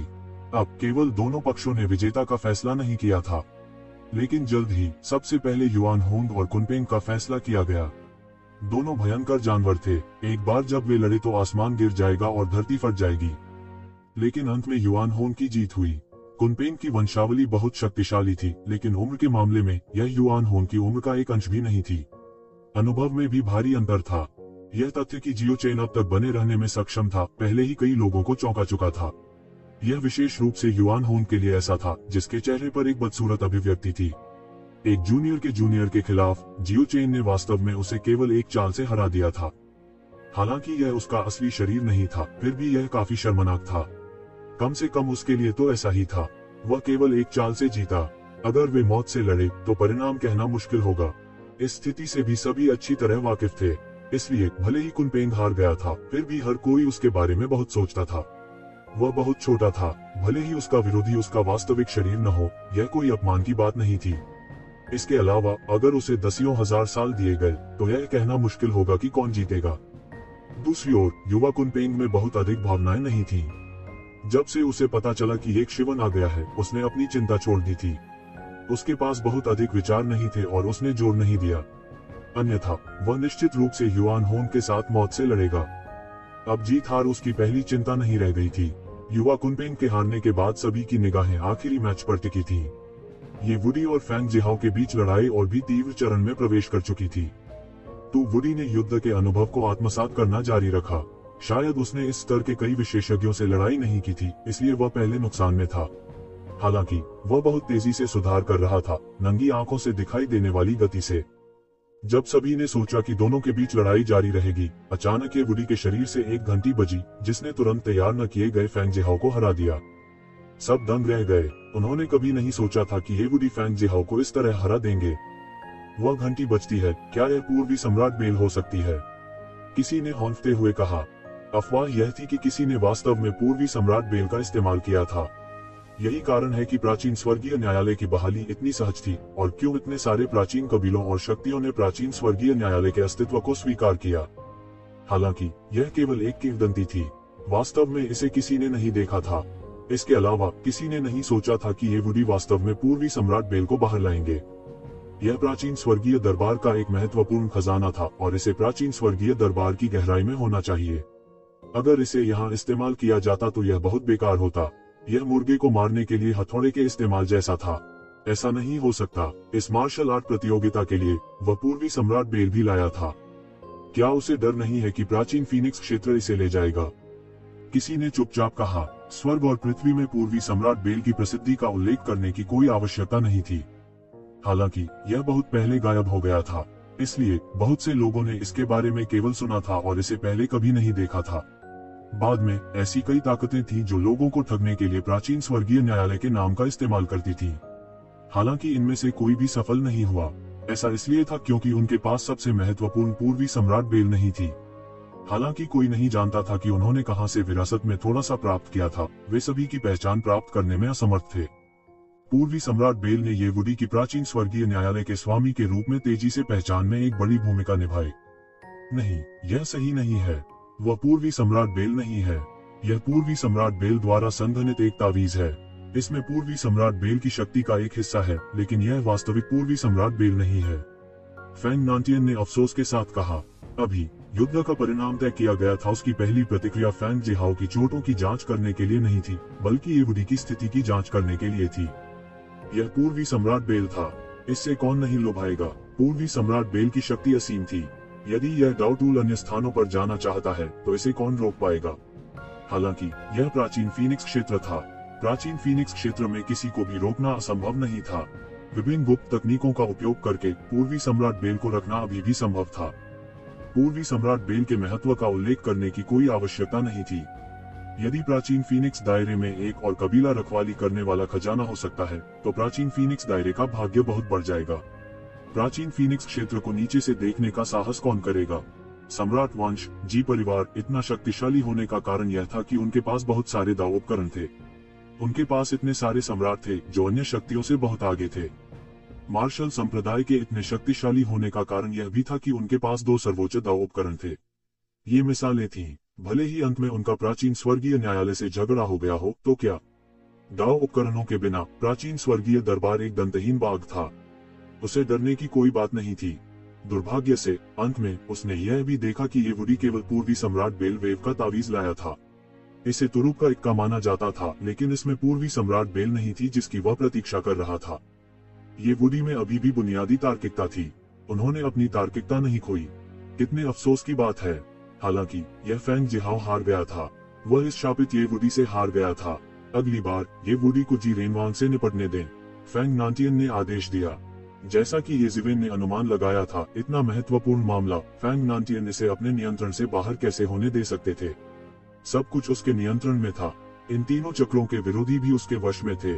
अन्यथा ये वुडी और फेंग जिहाओ इतने संयोग से कैसे मिल सकते थे। वह चाहता था कि फेंग जिहाओ ये वुडी को सबक सिखाए। उसी समय उनकी राय में ये वुडी, जिसने सबसे कम समय के लिए खेती की थी, से निपटना सबसे आसान लग रहा था। भले ही ये वुडी की पृष्ठभूमि छोटी नहीं थी, लेकिन हमेशा मजबूत और कमजोर रहे। यहाँ तक खुरमा भी उठाना पड़ता था। कौन जानता था कि ये वुडी के पास वास्तव में ऐसा तुरुप का इक्का था। वह पहले ही एक बार अपने तुरुप के पत्ते का उपयोग कर चुका है। मुझे विश्वास नहीं होता है कि वह जी रेनवांग को फिर से हरा सकता है। ये वुडी की विरासत कोई छोटी बात नहीं है। हालांकि जी रेनवांग की विरासत मार्शल संप्रदाय की विरासत से थोड़ी भी कम नहीं है। यहाँ तक हमारे प्राचीन फीनिक्स क्षेत्र को भी तिरछा देखना होगा, फेंग नांटियन ने ठंडेपन से कहा। पहला राउंड समाप्त होने के बाद कुछ देर के लिए ब्रेक लिया गया। फिर अंत में दूसरा दौर शुरू हुआ। ये जीवेन समस्या से वाकिफ थी। सामान्य परिस्थितियों में प्रत्येक दौर तुरंत शुरू होना चाहिए। इस मामले में दौर जितना पहले समाप्त होगा, नुकसान उतना ही कम होगा और यह उतना ही अधिक लागत प्रभावी होगा। हालांकि पहले दौर ने ऐसा नहीं किया। वह कारण का अनुमान भी लगा सकता था। यह फेंग जिहाओ के कारण था। फेंग जिहाओ न केवल खत्म करने वाले अंतिम व्यक्ति थे, बल्कि पूर्वी सम्राट बेल के ताबीज कठपुतली द्वारा उन्हें गंभीर रूप से घायल भी किया गया था। यह फेंग जिहाओ के लिए समय खरीदने के लिए था। हालांकि ये शिवेन ने इसकी परवाह नहीं की, क्योंकि उसे पूरा विश्वास था कि उसे शीर्ष पर पहुंचने से कोई नहीं रोक सकता। हुआ मैदान को ले जाने से उसे कोई नहीं रोक सकता था। जल्द ही उनके दूसरे प्रतिद्वंद्वी को टेलीपोर्ट कर दिया गया। यह शख्स कोई और नहीं बल्कि लाश छिपाई गई थी। एक अत्यंत गहरे रंग के ताबीज से एक ताबूत को उकेरा गया था। यह एक बहुत ही अजीब यिन क्यूई से निकल रहा था। एक पल में अनगिनत यिन क्यूई स्वर्ग और पृथ्वी के बीच से निकल आए। ये सभी यिन क्यूई उभरे और स्वर्ग और पृथ्वी के बीच के पूरे स्थान को ढक लिया। एक फ्लैश में एक और डोमेन का विस्तार हुआ और छिपी हुई लाश की ताकत अचानक भड़क उठी। ऐसा लग रहा था कि पहला राउंड हारने के बाद छिपी हुई लाश अब और इंतजार नहीं कर सकती। इसलिए वह इस दौर को जीतना चाहते थे। आप जैसा मरा हुआ आदमी भी जीवन साथी के लिए मार्शल आर्ट प्रतियोगिता की चैंपियनशिप के लिए प्रतिस्पर्धा करना चाहता है। क्या मजाक है, ये जिवेन ने ठंडेपन से कहा। उन पर इन लोगों का अच्छा प्रभाव नहीं पड़ा। इससे कोई फर्क नहीं पड़ता था कि उन्हें उससे निपटने के लिए मजबूर किया गया था या नहीं। उनका भी उन पर अच्छा प्रभाव नहीं पड़ा। आखिर हुआ मैंगान उनकी पत्नी थी। यह एक सर्वविदित तथ्य था। प्राचीन फीनिक्स वर्ल्ड उसके साथ खत्म हो गया था, तो यह उनका अपना व्यवसाय था। हालांकि इन लोगों ने इस मार्शल आर्ट प्रतियोगिता में भाग लेकर उन्हें साफ तौर पर नजरअंदाज कर दिया था। क्लैटर क्लैटर, पलक झपकते ही मकड़ी के रेशम की तरह ताबूत से जंजीरें निकली, जो तुरंत आकाश में एक विशाल जाल बन गई। यह असीम था और ऐसा लग रहा था जैसे यह सब कुछ बंद करने जा रहा है। यह सबसे भयानक हिस्सा था। यह बड़ा जाल बेहोशी से महान दाव के अनुरूप था। यह ग्रेट दाव के साथ प्रतिध्वनित हुआ। ऐसा लग रहा था जैसे ये शिवेन को एक पल में सील कर देगा। अभी तक बाहर नहीं आ रहे हैं, अपना सिर छिपा रहे हैं, लेकिन अपनी पूंछ दिखा रहे हैं। तुम्हें क्या लगता है कि तुम कौन हो? ये जिवेन जोर से चिल्लाए। उसने एक कदम आगे बढ़ाया और उसके शरीर से अनगिनत वज्रपातों की शक्ति निकली। उसके चारों ओर गड़गड़ाहट और बिजली का एक समुद्र बन गया। थंडर ड्रैगन परशु उसके हाथ में दिखाई दिया और उसने आकाश की ओर बमबारी की। टकराना, ये जिवेन का थंडर ड्रैगन हेलबर्ड उन जंजीरों से बुरी तरह टकराया और उन जंजीरों को मौके पर ही टुकड़े टुकड़े कर दिया गया। आकाश टुकड़ों में बिखर गया। ऐसा लग रहा था जैसे यह अचानक उल्टा हो गया हो और अखाड़े की सभी दिशाओं में दरारें फैल गईं। ये जिवेन की आकृति आकाश में लगातार चमकती रही। फिर वह ताबूत की ओर फिसल गया। ताबूत में छिपी लाश ने चकमा देने की कोशिश नहीं की। बजना, हिंसक टक्कर की आवाज सुनाई दी। थंडर ड्रैगन हेलबर्ड और ताबूत टकरा गए और सभी दिशाओं में चिंगारियां फूट पड़ी। कहने की आवश्यकता नहीं है, ये जिवेन के हाथ में थंडर ड्रैगन हेलबर्ड एक मध्य श्रेणी का दिव्य उपकरण था। बहुत अच्छा था। विशेष रूप से यह उनकी गड़गड़ाहट तकनीक का पूरक था। यह एक दूसरे के पूरक थे और इसकी शक्ति दोगुनी हो गई थी। हालांकि यह ताबूत को 2 हिस्सों में विभाजित करने में विफल रहा था। इस ताबूत के बारे में कुछ अजीब है। येज़िवेन को तुरंत एहसास हुआ कि इस ताबूत में कोई बड़ी समस्या हो सकती है। फिर उसने देखा कि एक तेज पंजा ताबूत से मौके पर निकल रहा है। इसके बाद इसने बेहद तेज गति से येशिवेन की ओर जमकर प्रहार किया। वास्तव में यह सीधे उसके हृदय की ओर जा रहा था। शुआ, एक जोर की आवाज सुनाई दी और एक अजीब तेज पंजा अचानक शून्य में दिखाई दिया। यह ताबूत से बाहर निकला और सीधे येशिवेन की छाती को पकड़ लिया। आपका दिल मेरा है। चारों ओर एक कर्कश और नीची आवाज अचानक फूट पड़ी। तुम मुझे मारना चाहते हो। तुम्हारे हुए व्यक्ति के रूप में बहुत दूर हो। येशिवेन अचानक बाहर निकल आया। उसने इससे परहेज नहीं किया बल्कि इसका सामना किया। उसके पीछे गड़गड़ाहट की एक अंतहीन शक्ति अचानक टूट गई और यिन क्यूई तुरंत धराशायी हो गई। थंडर ड्रैगन हेल्बर्ड उसके हाथ में दिखाई दिया और यह सीधे उस बड़े हाथ की ओर जा गिरा जो उसे पकड़ रहा था। टकराना, टक्कर की तेज आवाज हुई। येशिवेन ने महत्वपूर्ण क्षण में इस तेज पंजे को अवरुद्ध कर दिया। वहीं उसके हाथ में थंडर ड्रैगन हेल्बर्ड ने उसे ब्लॉक कर दिया। आकाशगंगा बिखर गई और दुनिया उल्टी लग रही थी। और इस समय येज़िवेन पहले ही स्थिति का फायदा उठा चुकी थी और इस ताबूत के सामने भाग गई। गति इतनी तेज थी कि स्थान भी विकृत हो गया। अखाड़े के बाहर के कुछ कमजोर लोग अपने दिव्य विचारों का जबरन उपयोग करके अभी अभी आंदोलनों की श्रृंखला निकालना चाहते थे, लेकिन उन्हें खून की उल्टी करने की इच्छा थी। इस तरह की शक्ति और कानूनों का उपयोग पूरी तरह से उस सीमा को पार कर गया जो वे सहन कर सकते थे। इसने लगभग तुरंत उनके शरीर में जादुई शक्ति को बाधित कर दिया, जिससे उनके शरीर में जादुई शक्ति निडर हो गई। उन्हें लगा जैसे वे पागल हो जा रहे हैं। इतनी तेजी से मैं बिल्कुल भी नहीं रख सकता। यह किस तरह की गति तकनीक है? यह बहुत तेज है। किसी ने उसके मुंह के कोने से खून के छींटे के साथ कहा। कुछ लोगों ने येशिवेन को डरावनी दृष्टि से देखा। उन्हें उम्मीद नहीं थी कि येशिवेन की गति इतनी तेज होगी।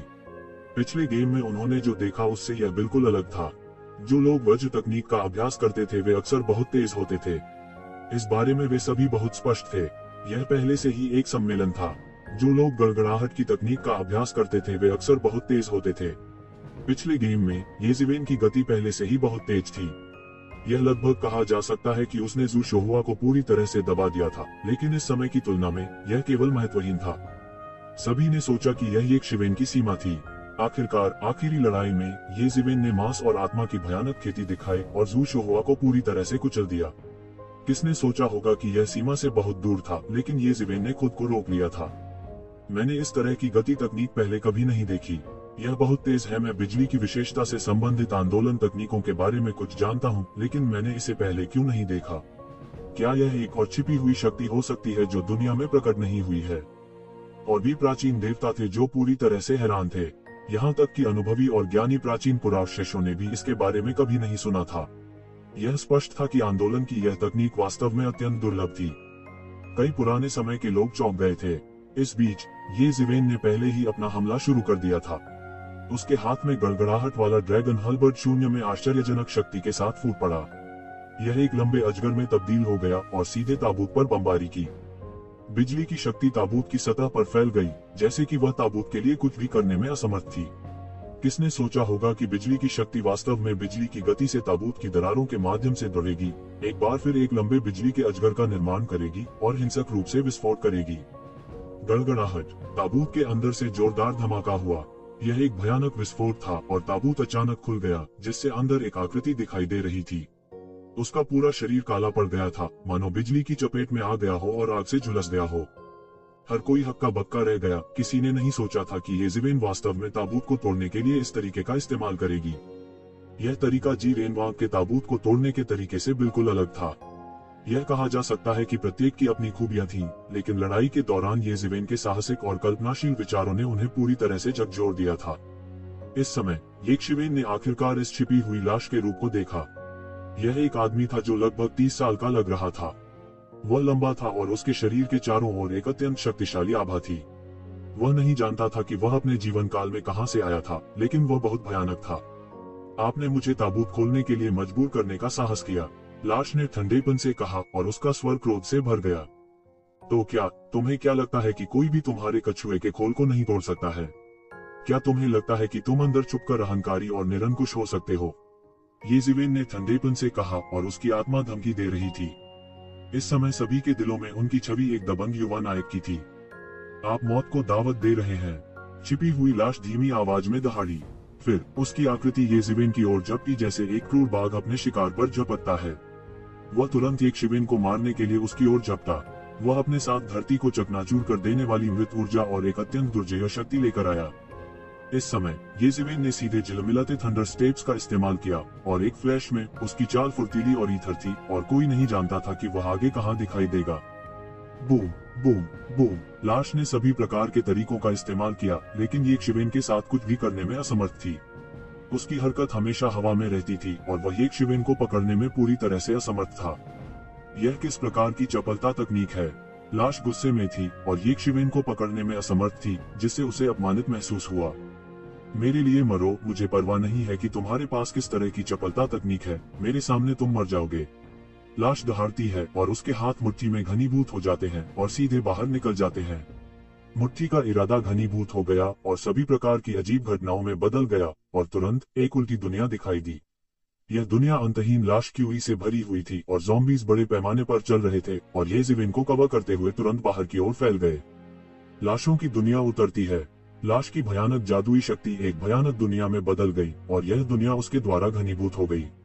यह संसार उसका अधिकार क्षेत्र था और रास्ते में उसने कितने शक्तिशाली विरोधियों को खा लिया था और वे पराजित विरोधी भी उसकी लाश दुनिया के लिए पोषण बन गए। उसकी लाश दुनिया का पोषण कर रहे थे, इसे और भी भयानक बना रहे थे।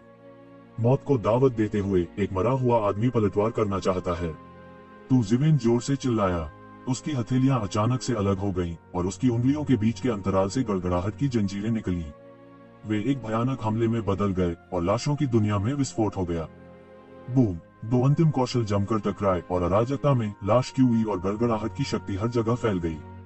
मुझे उम्मीद नहीं थी कि यह अज्ञात जीवन चोरी करने वाला विद्वान इतना अत्याचारी होगा। ज़ू शोहुआ को हराना निश्चित रूप से एक अस्थायी नहीं है और यहाँ तक लाश का सामना करना भी वह नुकसान में नहीं है। उसने खुद को इतनी गहराई से छुपाया है। मैंने मूल रूप से सोचा था कि लाश की ताकत सबसे मजबूत नहीं थी, लेकिन कम से कम सर्वश्रेष्ठ में से एक थी। बस उसने बेहद भयानक जीरेन वांग का सामना किया था, लेकिन जीरेन वांग के अलावा उसे सबसे मजबूत होना चाहिए। लेकिन कौन करेगा, सोचा है कि यह जीवन चोरी करने वाला विद्वान भी नहीं है उसके लिए मैच। टकराना। अंतहीन तूफान के बीच लाश को उल्टा उड़ते हुए भेजा गया था और उसके मुंह के कोने पर खून बहने से नहीं रुक सका। उसकी छाती झुलसी हुई काली थी और उसका मांस फटा हुआ था और खून बह रहा था। यह लड़ाई का नतीजा तय किया गया है और लाश वास्तव में नुकसान में है। क्लाउड प्लेटफॉर्म पर प्राचीन फीनिक्स क्षेत्र के कुछ बड़े शॉट्स ने इस दृश्य को देखा और आश्चर्यचकित हुए बिना नहीं रह सके। द लाइफ स्टीलिंग स्कॉलर, एक ऐसा नाम जो पहले कभी नहीं सुना गया था, जो उसने दिखाया था उससे कहीं अधिक मजबूत था। लाश दहाड़ती है और एक हरे रंग के चेहरे और नुकीले के साथ एक ज़ोंबी का असली रूप प्रकट करती है। वह एक साधारण ज़ोंबी से अलग था और लाश का जन्म और पालन पोषण पृथ्वी द्वारा किया गया था, लेकिन उसे एक मानव द्वारा पाला गया था। उसने अभी भी अपने पिछले जीवन की कई यादों को बरकरार रखा है, इसलिए अधिकांश समय जब वह जीवित था उससे अलग नहीं था, लेकिन केवल इस समय वह एक ज़ोंबी के रूप में अपना असली रूप प्रकट करेगा। बीच हवा में उसने एक पैर से शून्य को तोड़ दिया और अपने शरीर को स्थिर कर लिया और तुरंत एक पलटवार शुरू किया जो येज़ेबेल को मौके पर ही मारने का इरादा रखता था। उसका कद लंबा था और उसने बड़ी ताकत से अपनी मुट्ठियां मारी। यह बहुत भयानक था और मुट्ठी की ऊर्जा ने अंतरिक्ष को विकृत कर दिया, इसे लाश की दुनिया में बदल दिया और सब कुछ खा लिया। येज़ेबेल जरा भी कमतर नहीं थी। उसने भी अपने घूंसे उड़ाए और जैसे को तैसा दिया और नहीं दिया। इस समय सभी ने आखिरकार इन दो लोगों के बीच टकराव देखा। यह बहुत ही भयानक था और इन दो लोगों की मुट्ठी ऊर्जा टकरा गई और इसने सीधे आकाश में मकड़ी जाल जैसी दरार पैदा कर दी और एक पल में पूरे अखाड़े में फैल गई। यह बहुत शानदार लग रहा था, लेकिन सबसे भयानक बात यह थी कि यह केवल शुद्ध शक्ति का टकराव था। इन दोनों लोगों की शक्ति का नियंत्रण इस हमले में चरम सीमा पर पहुंच गया था और बाहर नहीं निकला था। इसके बजाय उन्होंने एक दूसरे के शरीर पर बमबारी की। थम थम थम, कोई पीछे हट गया और यह व्यक्ति कोई और नहीं बल्कि लाश थी। वह बार बार पीछे हट गया। येज़ेबेल के साथ इस टकराव में उसे एक बड़ा नुकसान हुआ था और एक बड़ा नुकसान हुआ था। गड़गड़ाहट और बिजली की चमक उसके दाहिने हाथ के चारों ओर घाव हो गई और एक वज्रपात अजगर का रूप ले लिया और काटने के लिए सीधे उसके सिर की ओर दौड़ा। उसकी पूरी बाह एक पल में जलकर काली हो गई थी और येज़ेबेल की वज्र शक्ति के प्रभाव से निगल गई थी। थंडर ड्रैगन को उसकी ओर बढ़ने से रोकने के लिए लाश ने लगभग तुरंत उसकी बाह काट दी। खून टपकता रहा और उसे बड़ा नुकसान हुआ था। येज़ेबेल को घूरते हुए उसकी आंखें लाल हो गई थीं। ये जिवेन का शरीर भी लाशों की ऊर्जा से प्रचन्न था, लेकिन लाशों की यह ऊर्जा वास्तव में ये जिवेन के शरीर को बिल्कुल भी ढक नहीं सकती थी। ये जिवेन के शरीर पर गड़गड़ाहट की शक्ति अत्यधिक यांग थी और यह इस चरम यीन और दुष्ट ऊर्जा की दास्ता थी। इसने इस शव ऊर्जा को पूरी तरह से रोक दिया था। लाश ने ये जिवेन को देखा और अपनी मर्जी से हमला करने की हिम्मत नहीं की। अभी अभी हुए हमले ने उसे अपने सामने इस आदमी के आतंक को भली भांति समझ लिया था। उसकी मार्शल शक्ति अथाह गहरी थी और वह यह भी महसूस कर सकता था कि उसके सामने जो ताकत थी वह निश्चित रूप से इस आदमी की निचली रेखा नहीं थी। वह अनिच्छुक था, वह सब कुछ कर चुका था, लेकिन विरोधी ने अपनी पूरी ताकत का इस्तेमाल भी नहीं किया था। यह बस एक तरह का अपमान था। इससे भी ज्यादा भयानक बात यह थी कि एक शिवेन की शक्ति ने उसकी खुद की शक्ति को पूरी तरह से रोक दिया था। हालांकि यह कहा जाता था कि एक निश्चित स्तर पर पहुंचने के बाद किसी की शक्ति पर पूरी तरह से लगाम लगाना मुश्किल होता है। चरम यीन की शक्ति चरम यांग की शक्ति को भी नियंत्रित कर सकती है, लेकिन इस प्रकार की विशेषता संयम अभी भी मौजूद है। वो प्रतिद्वंद्वी को पूरी तरह से नजरअंदाज करने के लिए पर्याप्त मजबूत नहीं था, क्योंकि एक शिवेन भी बहुत मजबूत थी। उसने एक शिवेन को देखा और ऐसा लग रहा था कि उसकी आंखों में अनगिनत साजिशें चमक रही थी। अंत में वह केवल अपने दांत भींच सकता था और कुछ शब्द उगल सकता था। मैं हार मानता हूँ। अचानक हड़कंप मच गया।